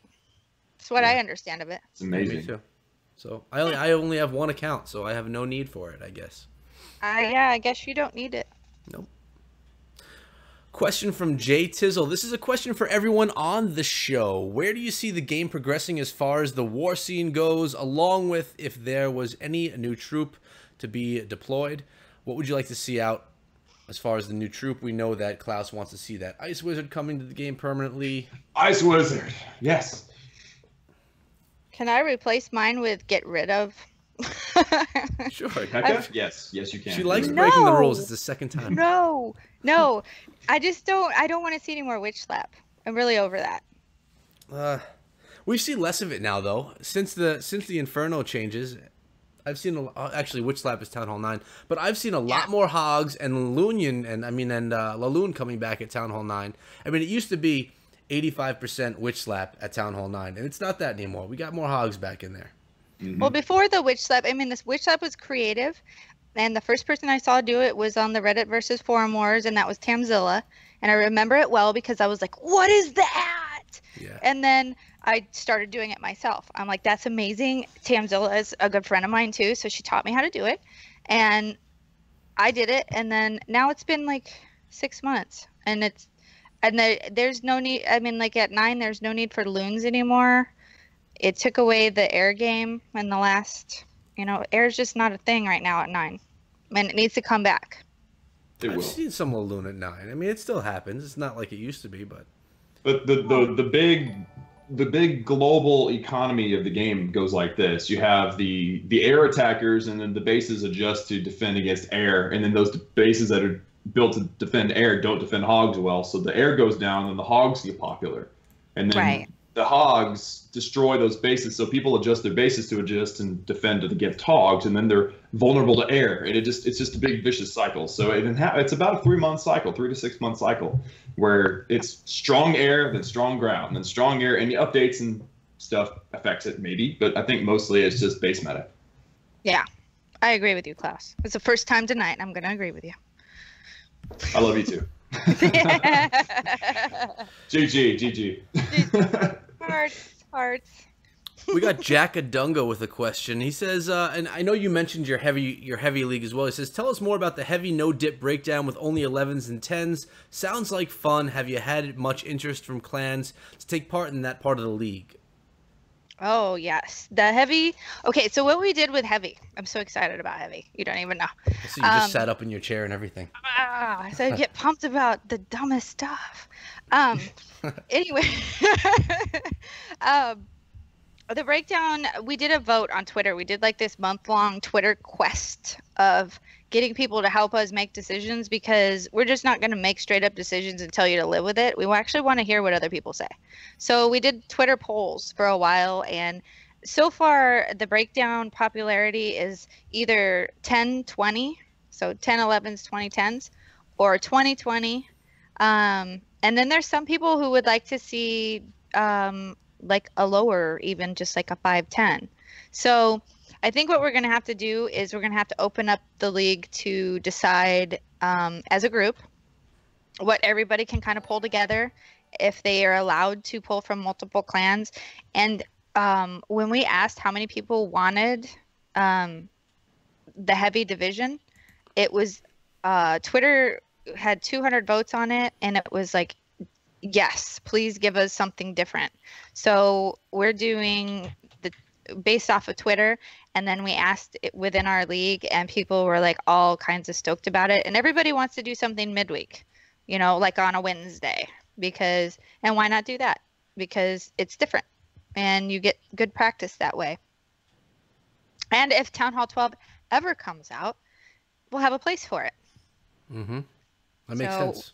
We're really, really looking forward to that. I know we have a lot of media, like streamers and stuff, are like, ooh, you know. So I'm like, yeah, that'll be fun to watch when you've got, you know, 11s only hitting 11s. It's actually really fun to watch that. It is much more fun than dips, that's for sure. Yeah, and when it comes down to an end of a war, it's not like, oh, that 11's got to dip that 10 and they win the war, yay! It's, oh crap, that 11 has to 3-star that other 11. You know? Yeah. So, or that 10 needs to 3-star that other 10. So it's pretty exciting end of wars with ours. We got a both a donation and a question from Chris O'Brien. So thank you for the donation, my friend. I appreciate it. And the question is, I started playing Clash of Clans after becoming a quadriplegic since it's one of the few games I can play now. Would you guys ever consider showcasing the possibilities for others with disabilities looking for an escape or source of fun? For me, this brings up, I don't remember what YouTuber it was, but he did a video on someone else with some type of a disability with his hands, and a way to game and just basically showcase. I don't know if it was showcasing a product or the player himself on how he gamed at a competitive level with a deformity to his hands. So this kind of it's in the same ballpark because it's a difficulty and a way to game with it. I think it's a great thing to put into the spotlight and show people that, you know, Clash of Clans is not only this game for this reason and for that reason, but it could also be for a group of people that most people don't even think about. You know, it's not that they don't think about you, but it's not when you don't think of a game and say, oh, this would be good for someone with some type of a disability. So I think that shedding some light on that would be something I'd definitely be willing to do. I don't know about everyone else, but it would seem like a good video. Yeah, for multiple reasons. I think it would be a good thing to put out there. You guys want to add to anything on that? The reason I started playing Clash of Clans was actually for a medical reason. And I had lost the vision in my left eye, and it wasn't going to come back because the optic nerve had shut down. So I'm legally blind on in my left. And so I went to the Miami Eye Institute, and so they said, you need to make sure you don't get a lazy eye because you'll just look funny. And nobody wants a cross eye. So I said, well, what do I do? And they said, you know, play Candy Crush or play something online that keeps your muscle in your eye rapid moving. And that's how I actually started playing Clash of Clans, was to learn to use that muscle. I mean, just that online phone game. So yeah, I completely support people who are using things to maybe, you know, keep busy or, you know, help something. I'm 100% about that. You didn't play Candy Crush though? I did, and I got really good at it, and then it got boring after a while. I mean, after so many times of like having to try to kill the licorice thing and losing for like a week straight, I was done with that one. Yeah, that game, I did play quite a bit of it. It's embarrassing, but I did. It was great. Anything you want to say about that, Klaus, or shall I move on? Was it all said? I don't think I can say anything that hadn't been said, or say anything better than it's been said. I mean, I'd have to be educated on how some disabilities, like people with disabilities, could play. Because I'm just thinking through it, like, yeah, I mean, I would love to be educated on how, and then I would love to tell everybody how, and bring an awareness and shine some light to it, you know? Because it really is, it's just not a subject that I've thought about. But gotcha. Yeah. I'd be 100% down for doing that, of course. Yeah. All right, so we got something here. We're getting towards the end right here of all the questions that have come through. Can we hope, this is from Systematic Chaos, can we hope to see an NDL All-Star versus CWL All-Star, 2 wars or without the dip, or one with basically challenging another league? We have 3 of those coming up. We've got the CWL All-Star, or the CWL Invite winners versus the NDL Pro winners at the end of May. That's already set up. We haven't worked out the deets though on whether we're gonna dip or not dip, but if I have any say in it, you're gonna have some of your guys not dip, because I mean that's a lot of skill level you got to exhibit to say that you're gonna beat the NDL. But it also allow that they dip, and that's their choice, and you know one day they'll learn to not dip, but you know we also are doing the French War leagues. We have April 4th and 5th. We have our All-Stars versus their All-Stars. And then I think I said earlier the MLCW, we have their All-Stars versus our All-Stars. And we're doing 2 separate wars. One's a dip and one's a no dip. So, yeah, we're definitely open to putting our guys up against your guys. So bring it. Cool. Challenge accepted. And you sound confident. Oh yeah. Do you think a lot of are a lot of the league players in the no dip league also part of the CWL? Some of them are, yes. But there are some that are unique. We found that the Germans and the Greeks and a lot of the Spanish communities love not dipping. They don't want to dip anymore. So we get a lot of feedback from our clans that come in, like Mega Empire CDC and these Spanish guys that are like, we love you, NDL. Thank you for making this. We were doing this anyways in our own arranged war systems and just didn't have a league for it. And the Greeks would message me on Twitter and say, when you do something where it's like just 11s or just 10s, we already know dip. You know, and I'm like, you do? I didn't even know you did. So I'm learning that these different countries are already about not dipping because they think it's harder and they think it requires more skill to go toe to toe instead of mixing it up. And I mean, dipping and like CWL wars, I mean, that requires skill. I'm not trying to take away from that. But what I am saying is that if you're going to go toe to toe, it does require a lot more planning than winning a war with a dip. So, I mean, like our clan Kronos, who's going into the pro league, they're not in CWL because they prefer to not dip. And everybody they arrange a war with, what they do is they never do a dip war because they're going to practice 100% of the time not dipping. And they're going to be the champions. They were the champions of the last season. So they have spent an entire next season not dipping at all whatsoever, so that they're on their game at all times. They're going up against Marshall's Kiss, who is a partially YOLO mode, who's a CWL clan. So it's a mixture of 2 clans. I think it's like YOLO mode and Reddit Vipers in there and that kind of stuff. And they came together and they made their own NDL clan of people who didn't want to dip. So they're going into the finals with Kronos, and that's going to be Battle Royale. I'll tell you what, it's going to be a really, really sick war. Yeah. We just got a donation from Chiefy, so thank you very much. And he asked the question before, I think I forgot, and we kind of answered it before, so I'll ask it in a different way. He wanted to know who your favorite staff members are, but why don't you? Are there any staff members from the NDL that you want to just show some love to right now? I love all of them. Honestly, I really do. I mean, Ken's been with me since the beginning. Chiefy just took over head of media. We got Timbit, who's my Clash friend, who's always been there to help me. AC is always listening to me gripe about things that make me upset. I mean, all the ambassadors, everybody in the NDL. Lovebug just came back from being sick, and so she was flu bug, and now she's healthy bug, and we're glad to have her back.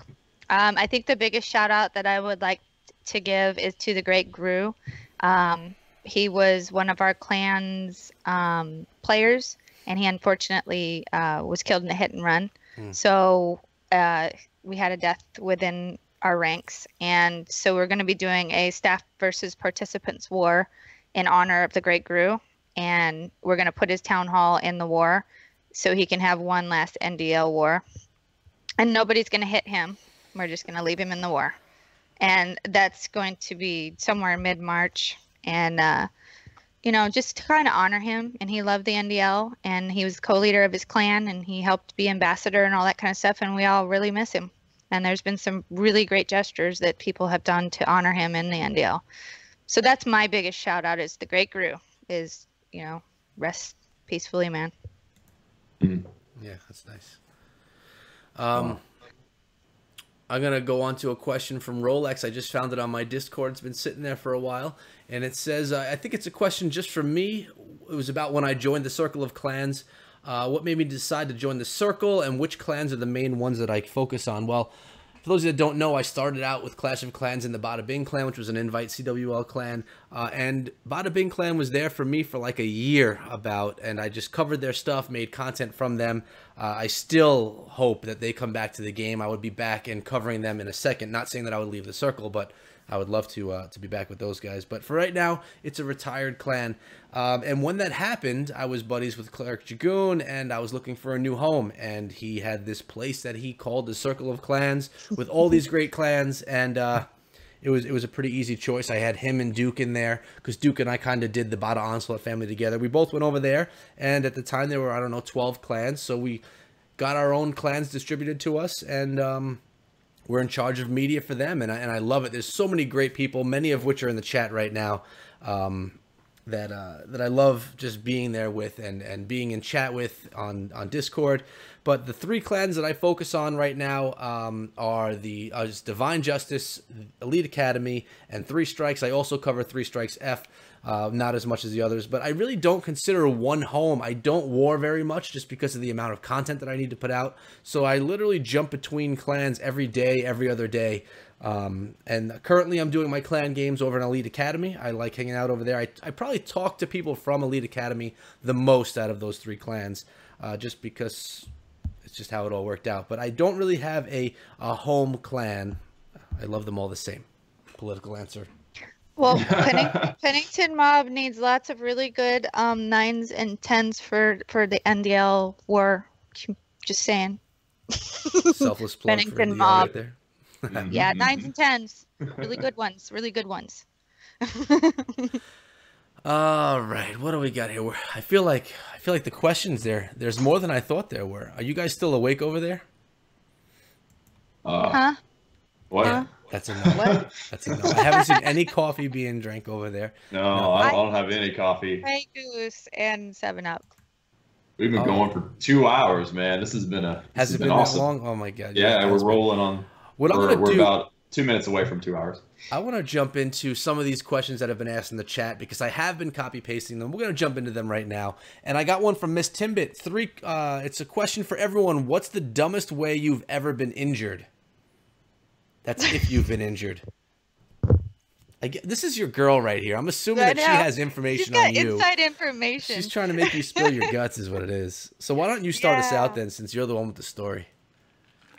It's been a lot of injuries, actually. I've been injured on the horse. I've been injured at work. I actually stabbed myself in the hand at work. Wow. Good. Right. She knows a lot about stuff like that. I had a shoulder injury that I had to take a break from the NDL because I had a torn rotator cuff. And then, some other complications from that. So yeah, I've had a lot of injuries, and the dumbest way is just seriously the worst one is I did it the other day too. I don't know if you can see it, but I completely tore my thumb open at work with scissors. Ugh. No. Fun. Do you consider yourself clumsy? Is that why this is happening? No. I own a dog grooming business. So okay. I'm an owner operator of it, and I have 180 clients that I rotate through. And what happens is I get busy and I just start going, and then I realize that I'm bleeding everywhere. Gotcha. Notice Klaus said, "Cool, the one that won't even let an animal in his house." Right. Everything has to go in the doghouse outside or in the barn. So you may need a groomer The bar. more often than most. They need to be out there so they can bark and stuff. Guard dogs. Yes, exactly. Klaus, is your hair color real? Ward wants to know. I would guess it is. You're not a dyer. You don't even use product, I've learned. I've never dyed my hair. No. No. He's got his eyebrows match, so yeah. I would suggest. I wouldn't say he has dyed it either. No, it's not dyed. Okay, let's go on to another one. Question for the three of you: do you play Clash with your significant others? No, my wife doesn't. You have to have one. No, you have to have one of those to play. So. Uh-oh. The info is released now, Pickles. Uh-oh. Public information now. Yep. I have. No, I am dating somebody. Yes. But I don't have a husband. Okay. Got it. But I am not single. And he does not play Clash, so no. Yeah, same for me. No, I do not clash with my wife. Sorry. That would just make it bad. Then he would argue over whether Pekkas are bad or good. Yeah, you don't want someone that you would have to have that argument with. No. I kind of like that Clash is my thing, you know? It's like my world. YouTube's my place. Whenever I talk to my wife about it, she just goes, huh? It's just blank face, no idea what I'm talking about. It's great. Jared, I actually love Rottweilers and my favorite dog. Funny you should say that. We have Jess VN. A question for all of you. I like this question a lot. I saw it a while ago. I hope she's still in the chat right now so we could answer, or she could hear us answer.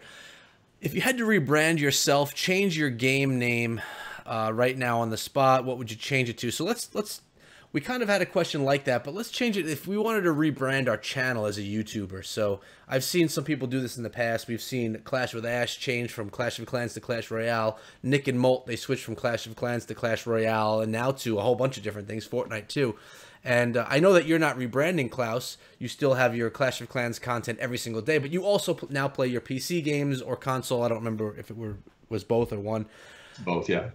So how would you rebrand yourself? Is rebranding yourself as a YouTuber a smart thing to do, or is starting a brand new channel a smarter thing to do? And I know everyone worries about this because, you know, everyone knows that a game has a lifetime, a lifespan, and then you need to move on to something if you want to continue with that channel. So YouTube question here. What are your suggestions and your advice on that, being that you've been around for a while? I think that YouTube channels are like trees at the beginning. If you have a tree that grows quickly, it won't be as strong. So, for instance, playing one game on your channel could be a blessing because your channel grows fast, right? You gain a lot of subscribers because you get perfect SEO, and that's awesome. Mm-hmm. But you also lose your subscribers as you gain them. So, for instance, for the past year, the average view on my video, like per day, has stayed about the same. And that's because you have new, entertained, and happy and excited players while you're losing your veterans that are losing interest in the game. And so it's kind of like a constant battle. It's like, okay, I'm gaining hundreds of subscribers a day, but I'm not gaining hundreds of new viewers a day. So what I'm trying to do now, and the other side of that would be playing a bunch of different games, right? So I played only Clash, grew, I think, pretty fast, but, you know, I feel like the audience is one-dimensional. But if you have a channel where you play multiple games all the time, you're going to grow slower because you don't have as good of an SEO. But I think that you'll keep your current audience more entertained because your variety is the spice of life. And I've noticed that Clash of Clans YouTube audiences and subscriber bases don't want to see anything else. And so it's like, okay, well, what happens when you lose interest in Clash? Then all of a sudden you quit watching my channel. It's bad. You know, that's bad for me as a content creator. Mm-hmm. So I've pretty much succumbed to, I'm going to ignore all those negative comments about me playing different games because it's better for me. It removes my my burnout. I feel I love playing a different game on the channel because it's a whole new challenge, you know. And then on the other hand, it's also more interesting for a lot of my viewers. I've had viewers come out of the woodwork saying, hey, I haven't been watching your channel, but I saw you've been playing this game and I love it. And I've started watching again. And that's what I want to hear. It's like I want to keep everyone entertained longer and, you know, keep those audiences excited, keep things fresh. So would I recommend starting a new channel? Depends on how far into it you are, I guess. I mean, if you're just starting, then if you want to do like your Clash channel and your other stuff channel, your vlog channel, your unboxing channel or whatever, you can separate it at the beginning. But I think as far as I'm into it, and probably Echo you too, diversifying and starting a whole new channel, I wouldn't recommend it. That's why I'm not doing it. Personally. Yeah, I've always thought of that. You watch YouTubers, and as a YouTuber yourself, you kind of see what some of the big guys are doing and what their trends are. And I've seen so many large YouTubers start another channel, and then it just kind of sits there and they don't do much with it. And I would assume that's because they found that it wasn't as valuable as staying on their other channel. And then you have a few people that just to start a second channel and it takes over, and then they ditch the first channel. I'm sure that's a lot less likely to happen, but me personally, I don't think I'd want to start another channel. I've put so much into my channel already, and it's only been, it's not even 2 years yet, but starting another channel would just kind of be like cheating on myself. I don't know if I'd want to do it. Yeah, so. I mean, I started the second channel, and it got to like 3,000 subs, and I was like, you know what? It's too stressful for me to switch between the two on my app or whatever. I don't want to do this. I want to just kind of put it all in one. And honestly, the way I think of it, and this might sound a little savage, I'm going to try to just put it in the most honest words that I can. It's if I play only Clash, I will eventually lose every viewer I have because they will move on. Whether it's going to be a couple of days or it's going to be a few years. Like for me personally, my personality, I'll play Clash probably for another few years, right? But I'll eventually lose all my viewers. So if I just start playing other games now, the likelihood of me retaining those viewers is longer. But I'm going to lose the viewers that don't want to watch other games. They're going to unsubscribe. Well, they're going to stop watching anyway, eventually. Right. So I might as well diversify now, pull off the Band-Aid, and get that whole process over with. And really just play the way I want to play. Play the games I want to play. Do what I want to do with my channel. And really, again, this is the savage part, not care what the audience says. Because, yes, I want them to be happy and things, but no one's thinking about my channel as much as I am. And I'm the one that's invested into it as far as I am. So do I regret doing something that makes people unsubscribe? Yes, I do. I don't like seeing people unsubscribe. But is it better for my channel in the long run? Absolutely. 100%. Some big YouTube tips right here. But really what it comes down to is doing what also makes you happy, because sometimes playing the same game and only that game every day forever, it's draining no matter how much you love that game. Yes. So you got to do what makes you happy too, whatever the result may be. And if Clash ever does fall apart, which it may well, I don't think it will. I mean, I think we're at that point where we have our cult audience that's never going to quit, like World of Warcraft. It's just it did this big boom, and then it came down, and then it's just been like, it never loses any players anymore because they're all just like, this is what I do in my spare time. This is life. So I think that Clash is getting to that point where it's like, you know what, we're probably not going to lose viewers or players anymore. It's just these are the career players at this point. Right. Although, who would have ever thought that Call of Duty would have been on its downfall and that things like Fortnite would be taking over? I mean, that was so strong for so long, and you never know. Still huge. It's still huge, though. I mean, it's still one of the biggest games, I would assume. I don't know the numbers. Call of Duty was awesome. It's still not awesome. I don't know. It's just not as popular. 2 more questions I have right here, and then anything that's coming from the chat we'll take live. And this one's right here from Arjun, and I don't know the answer to it. I have heard this rumor, though, in another video or maybe in Discord chat. Is Supercell going to nerf the Barbarian King in the next update? I don't know if... Yes. It was released in the blog that the Barbarian King is receiving a nerf, but I didn't even know the thing they were nerfing existed. What are they nerfing? Basically, if you have barbarians near your king when you pop his ability, not only will his spawn barbarians be enraged, but also those barbarians next to the king will be raged too. I did know so that. You could pretty much just send a bunch of barbarians with your king, you get a ton of raged barbarians. Didn't even know that happened until I saw the note. Really? It's actually a great way to farm, man, when you use your Barch. I do that all the time. I only use Barch. But I guess for war, that's not going to matter really at all. No. So it's really just a farming nerf. So that's actually not a big deal. Yeah, not that big of a deal. We have a question that just popped through in the chat. Where was it? I just lost it. It scrolled away. It was a YouTube question. I guess I'll have to find... Oh, here it is. From Charles Ortiz. What's the most difficult thing about being a YouTuber? Well, Klaus, you are a full-time YouTuber. I just am a part-time, even though I do it more than my real job. What's the hardest part? I think what I explained earlier, knowing that you may be doing something your audience doesn't want, or doesn't know it wants. To me, like that's right now, that's my struggle. Doesn't know it wants. I like that. That's my struggle right now. Like in the past, my struggle, I would have said my struggle is spending so much time on it, but I choose to do that, and I like to do that.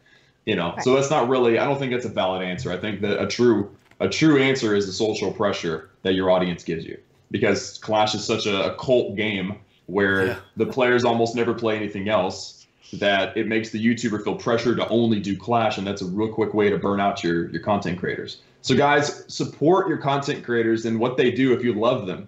Don't pick on them and tell them they suck at a game, or they don't not click a video because it's not Clash. Just click the episode 1. Click episode 1 and just see if you like the game. I don't care if episode 2 doesn't get any views, but the fact that episode 1 doesn't get any is irritating. So pro tip, make an episode 1 of every game, no episode 2s, right? Pretty much, yeah. Oh, I just completely lost my train of thought. I definitely had something I wanted to say about that, but I missed it. I lost it. Question for the three of you from Guns the Boss. Guns! I love you. There you go. If you were stranded on a deserted island and you were to open up your inventory and find 3 items, what would they be, and how would you use those items? The 3 things that are always in my pockets, man. I've got keys, I've got a wallet, and I've got my phone. But is this like a fantasy, make up your own stuff and I guess survive so, on it type of thing? because if you're on an island, your keys and wallet aren't going to do much for you, Klaus, and I don't think you're going to have reception. Oh, I can't play Clash if I'm on an island? Oof. Right. So you want a mobile hotspot, right? I'm going to need a hotspot for sure. Rub 2 sticks together. Yeah. Let's let Pickles take that one first. All right. Good question. You know what? I'm a huge fan of that show, Naked and Afraid. And that is one of the things that they give an option when they do release them to the wild, so to speak, is to give them like 1 item they get to pick. And the thing that I've seen work the most would be the fire starter. So you could start a fire, not be cold. And the other one was duct tape, because that worked for like every possible thing. Duct tape is like amazing. It's a miracle. And then I think I would have, duct tape doesn't really fit in your pocket. Hold on, let me back up. No, you can fit it though. You had a fanny pack, maybe. I cannot live without chapstick at all times. Like 100% of my day, I have to have chapstick. And my nickname in high school was literally chapstick, because I carried tubes of it around. So I'd have to have chapstick. Wow. Come on, Klaus, top that. I can't top that. You took it away. I mean, honestly, if anybody out there has actually gone camping and you're not used to it, your lips will be chapped the next day. And that night they will be like 100%. I mean, I'll even get it, like if the wind's blowing, I'll even get chapped lips on a walk. Like it's just weird. So I think I'm going to have to support Pickles' choices here. Yeah. I have to support those choices. That would be the name I would change myself to, is Chapstick. I should probably change my game name to Chapstick. Pickles and Chapstick. I like it. Right. Pickles, sushi, and chapstick. Right. Makes sense. We got a question from Miss Timbit. Question for everyone. If you were to find a genie in a magic lamp, what would your 3 wishes be? So the first question is, can we wish for more wishes? No. No. No. That's cheating. Yeah, of course. Yeah. What would your wishes be? Can we ask for things that are like supernatural or like superhero powers? No, let's make them realistic. Realistic stuff? Realistic ones. Yeah. Okay. I would wish that I would never miss a free throw. Really? I bet you can get into the NBA with that. Oh, you know what? Yeah, and then you have like a lifetime of disposable income. Yep. That would be number 1. Number 2 would be I wish I could sing really well, because I can't sing. Yeah, I can't either. And then I guess number 3 would be something humanity saving, like end world hunger or something, because you can't use all 3 of your wishes on yourself. 1 charity and the rest for you. Yeah. Singing and free throws. That would just change your life, Klaus. Isn't it? Wouldn't it? That's amazing. Somebody write that down. That needs to go like on a description of his YouTube channel. Yes. If I had 3 wishes, I would be the free throw king, and I would be able to sing, and then I would give people something. Yep. That's pretty awesome. Mhm. Good answer. Thanks. Pickles, do you have anything good? Because I don't. I think I'm gonna be generic because I'm a bleeding heart. I would definitely go with like solving world hunger because there's nothing worse than somebody's hungry.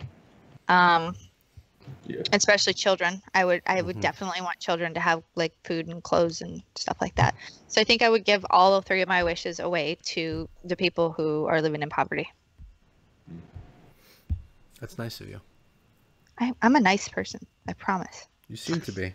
You come across that way. I'm down with all of that, but the Pekka thing, I'm still not. Oh wait. I take one of those wishes away from the poor people, and I'm gonna go ahead and go with I would wish that Klaus would love Pekkas. That's what I would do.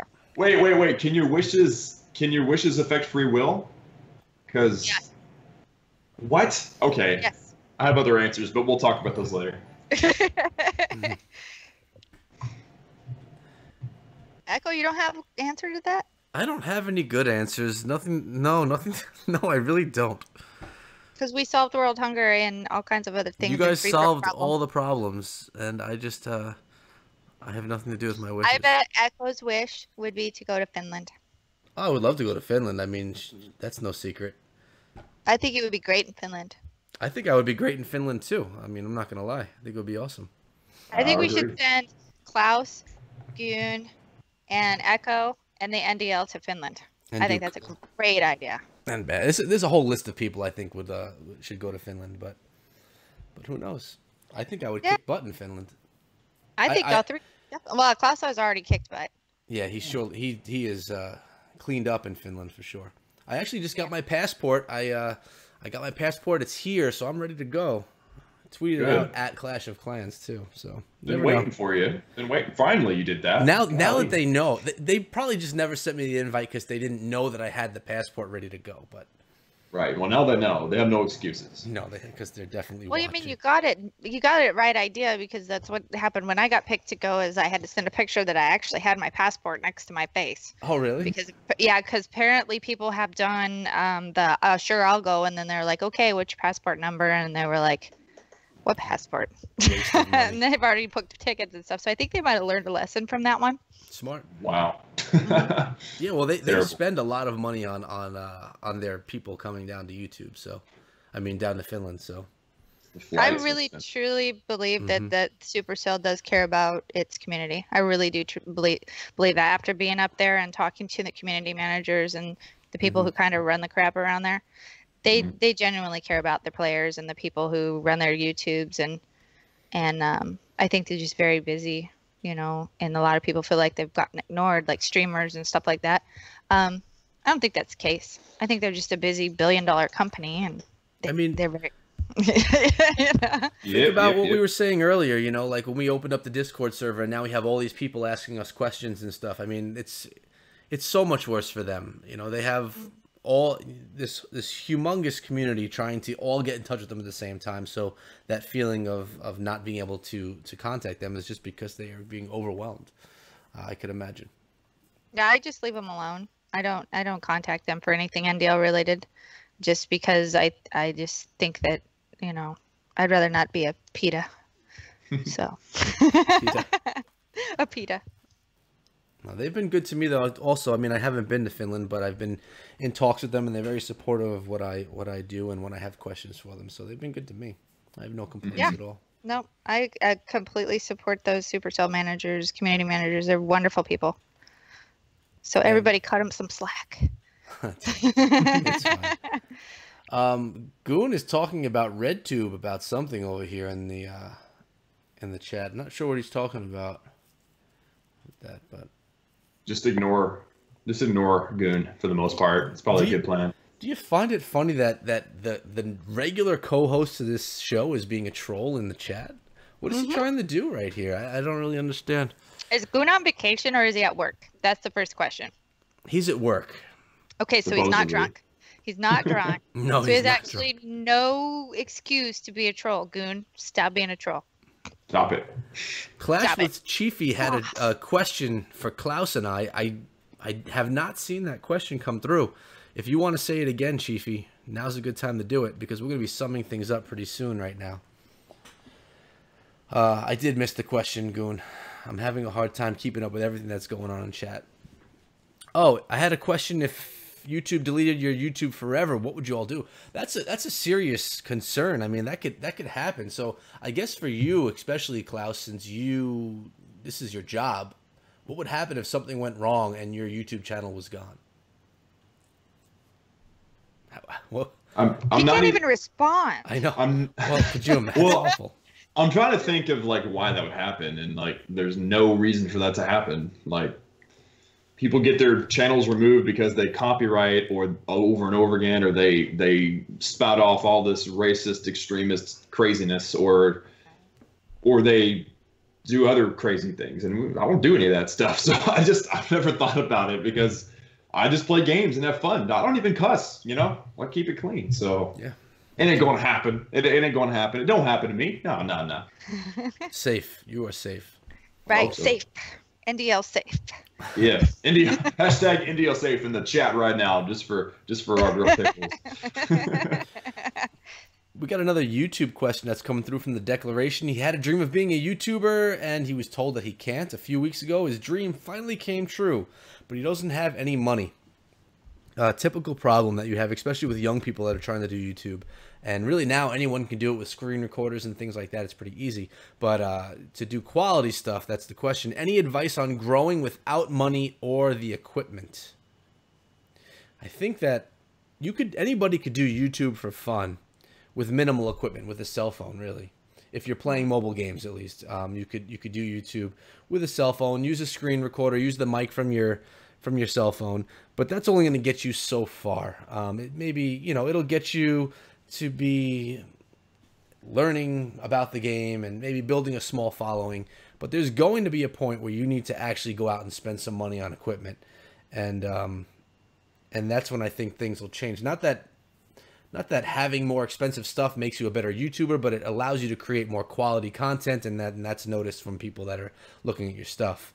So I guess my tip, and then I'm going to let Klaus take over, is always try and produce the best stuff that you can produce with what you have. When I started YouTube, for the first 6 months, I had an Android tablet and a Blue Snowball microphone, and I plugged my microphone into the tablet, and I screen recorded. I didn't have a face cam, and I had a Power Director mobile editor, so I was able to use overlays for my Clash Royale and stuff, and I tried to make it look as good as I could. I think I stretched it pretty darn good for what I was doing, how ghetto my setup was.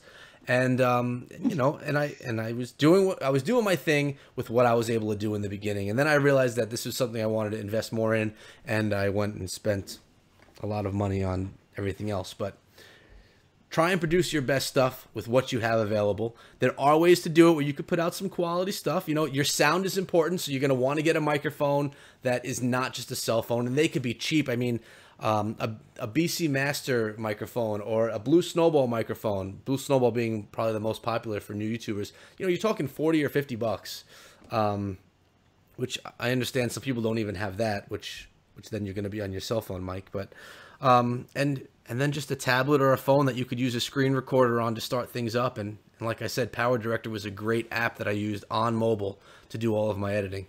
So, Klaus, what can you add to that? You're the most successful here on YouTube. That's weird to even think of. I never paid any money out of pocket whenever I started my channel.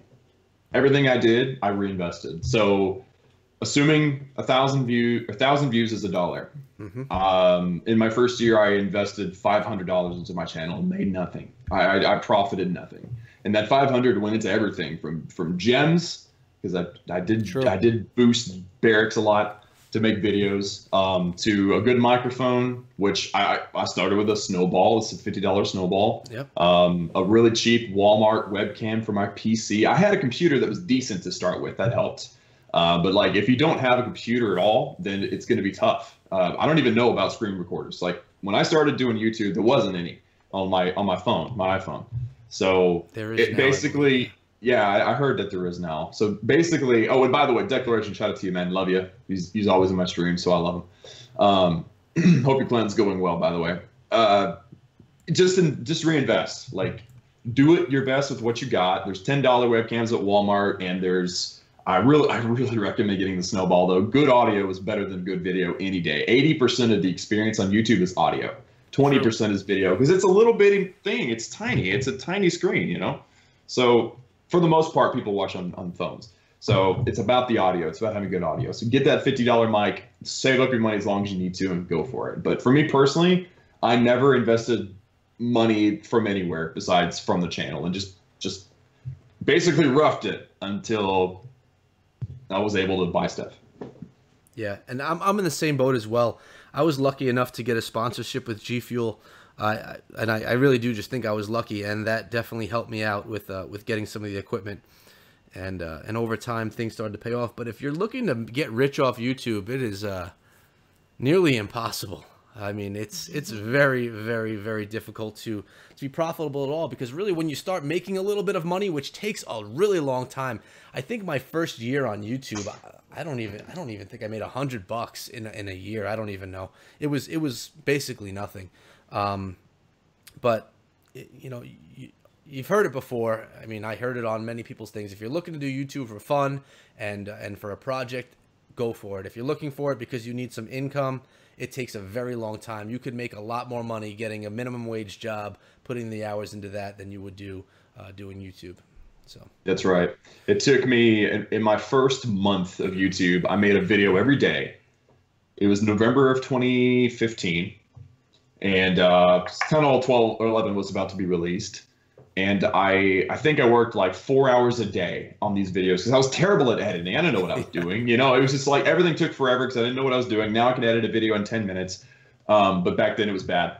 And 4 hours a day, every day of the month. And I made 69 cents.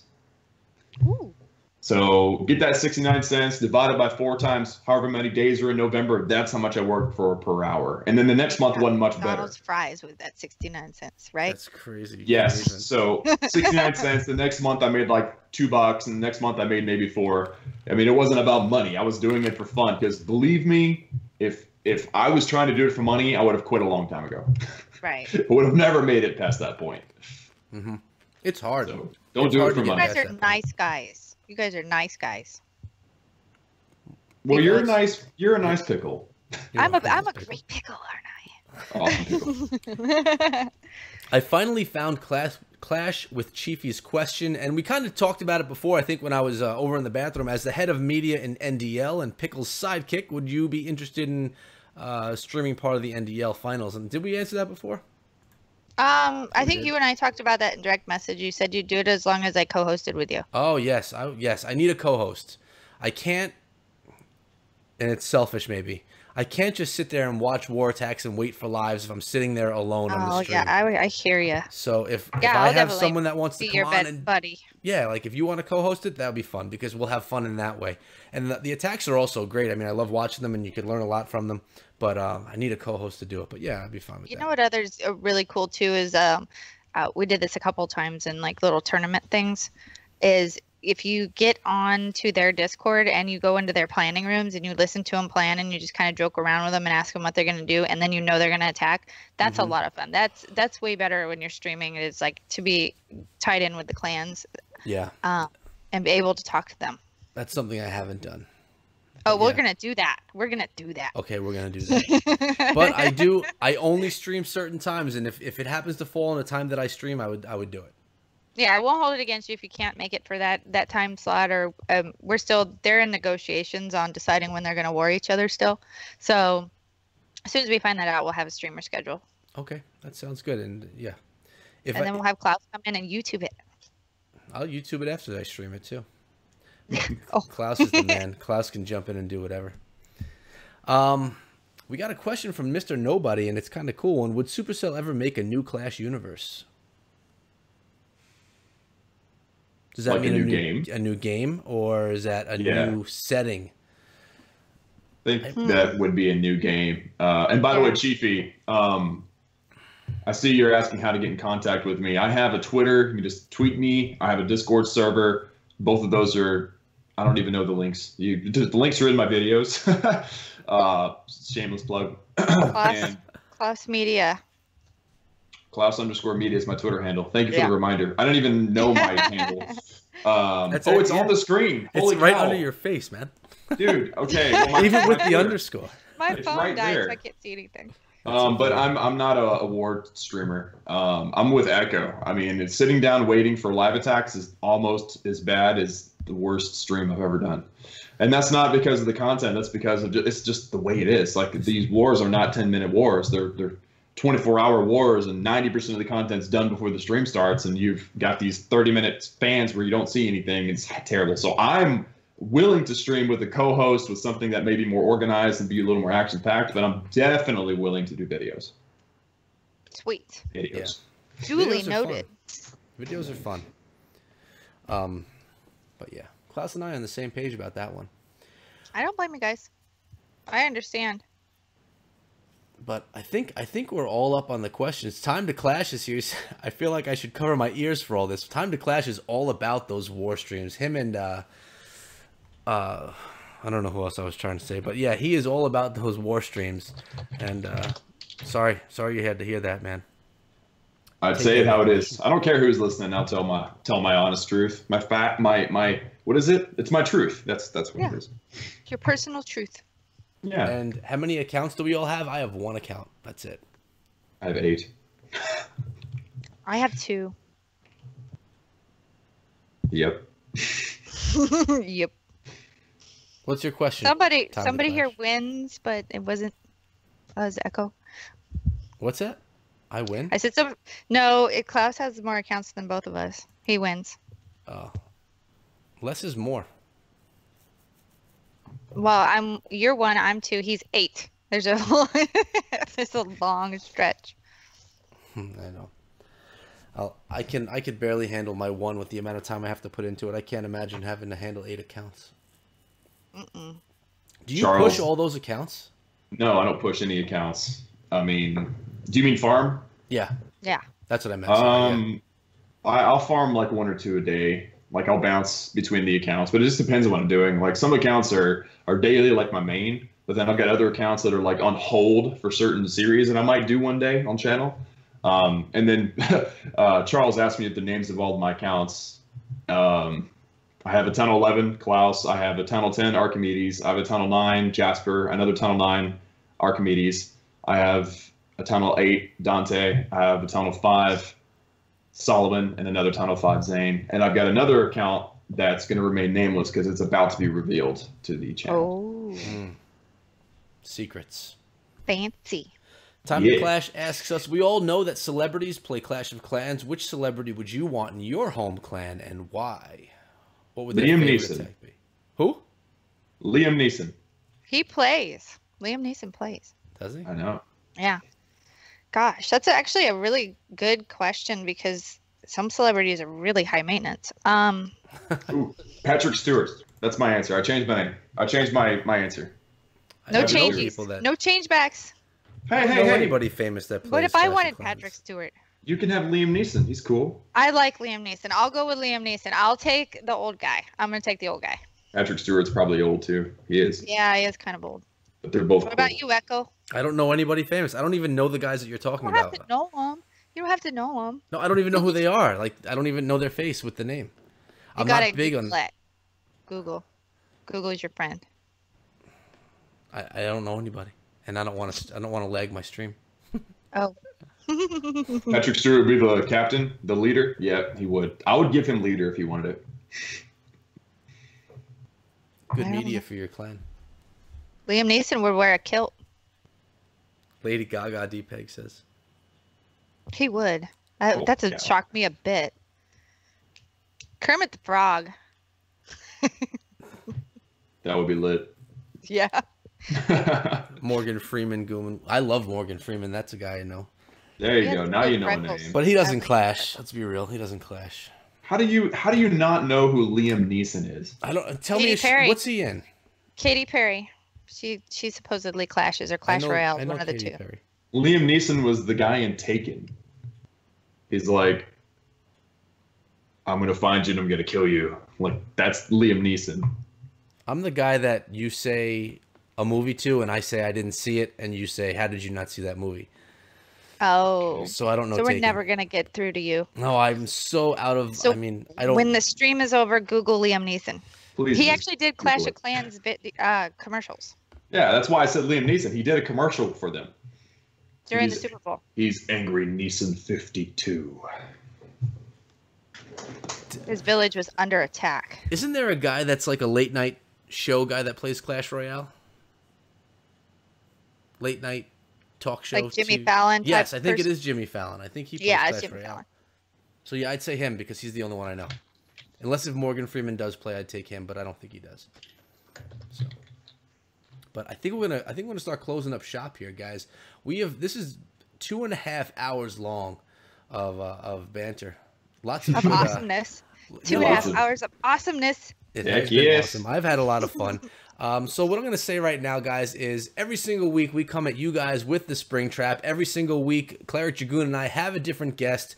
Much love to Pickles for coming out today. Thank you so much, Klaus, for filling in for my boy Goon. I know we all miss his beard. We miss him here, but Klaus, you filled in very well, and it definitely was a lot of fun.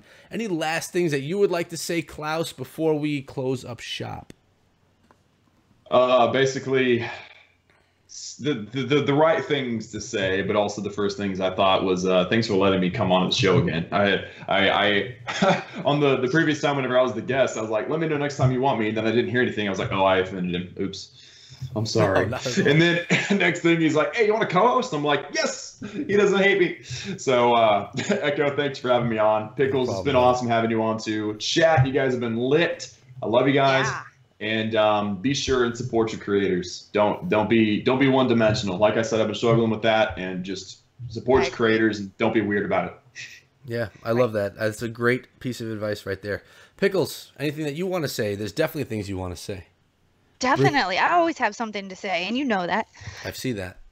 So I just wanted to thank you two for being so special and awesome and fun to hang out with for the last couple of hours. I completely enjoyed all of that. I want to say that NDL opens up their registration for season 3 on March 15th in the server, the NDL server. And I would like to say thank you to all the media people, all the streamers, all the YouTubers that put the time and energy into all of our leagues and creating content and getting our names out there. And had it not been for media like Shubaloo and Cleric Dragoon and you guys, and the NDL would have never taken it anywhere off the ground floor. And now look what it is. It's huge. And it's doing great. And it's because of everybody inside the NDL. So thank you, all ambassadors, all staff members, all the media people, and even Clash of Clans for, giving everybody the opportunity. And I'd like to say that's it from Pickles. Very well put. Amazing outro to your epic thing. That was awesome.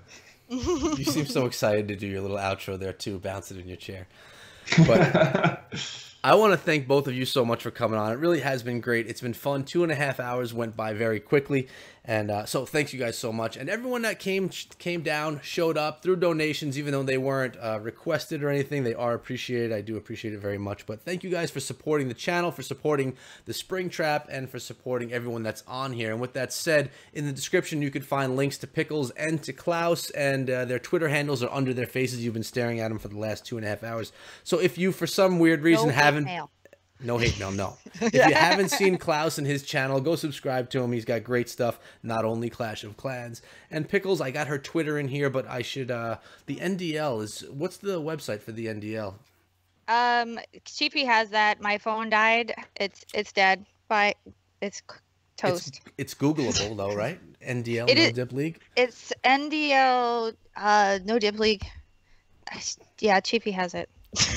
Google is your best friend. It just got made the other day. Oh, it's brand new too. Look at that. Yeah, it's brand new. So I haven't memorized it yet. Sorry. And But you can find the yes. No Dip League on Twitter It's too. okay. Yes, you can. And that's it, guys. I'm going to be back next week and we have Cleric Dragoon. He's going to be back in the house. I think next week's show is going to be on Sunday, and I'll let you guys know probably around Wednesday who the guest is going to be. Thanks for coming down. What we're all going to do right now is head over to Late Sleeper's stream. Late, if you're in the chat right now and you want to leave your link, we can all come over there for some more fun and enjoyment. I know he streams for the Circle as well. But thank you guys so much. I love all of you. The show's been a blast. And Klaus, people want to hear your outro. So let me do mine first, and then you could do yours because yours is the true legit. So, guys, I'll see all of you next time. Thank you so much. I love you guys, and be good. And now it's on Klaus. We on the spot. Guys, Yes. Thank you all so much for coming by. We love each and every one of you, and we will see you all again next time. Take care, guys.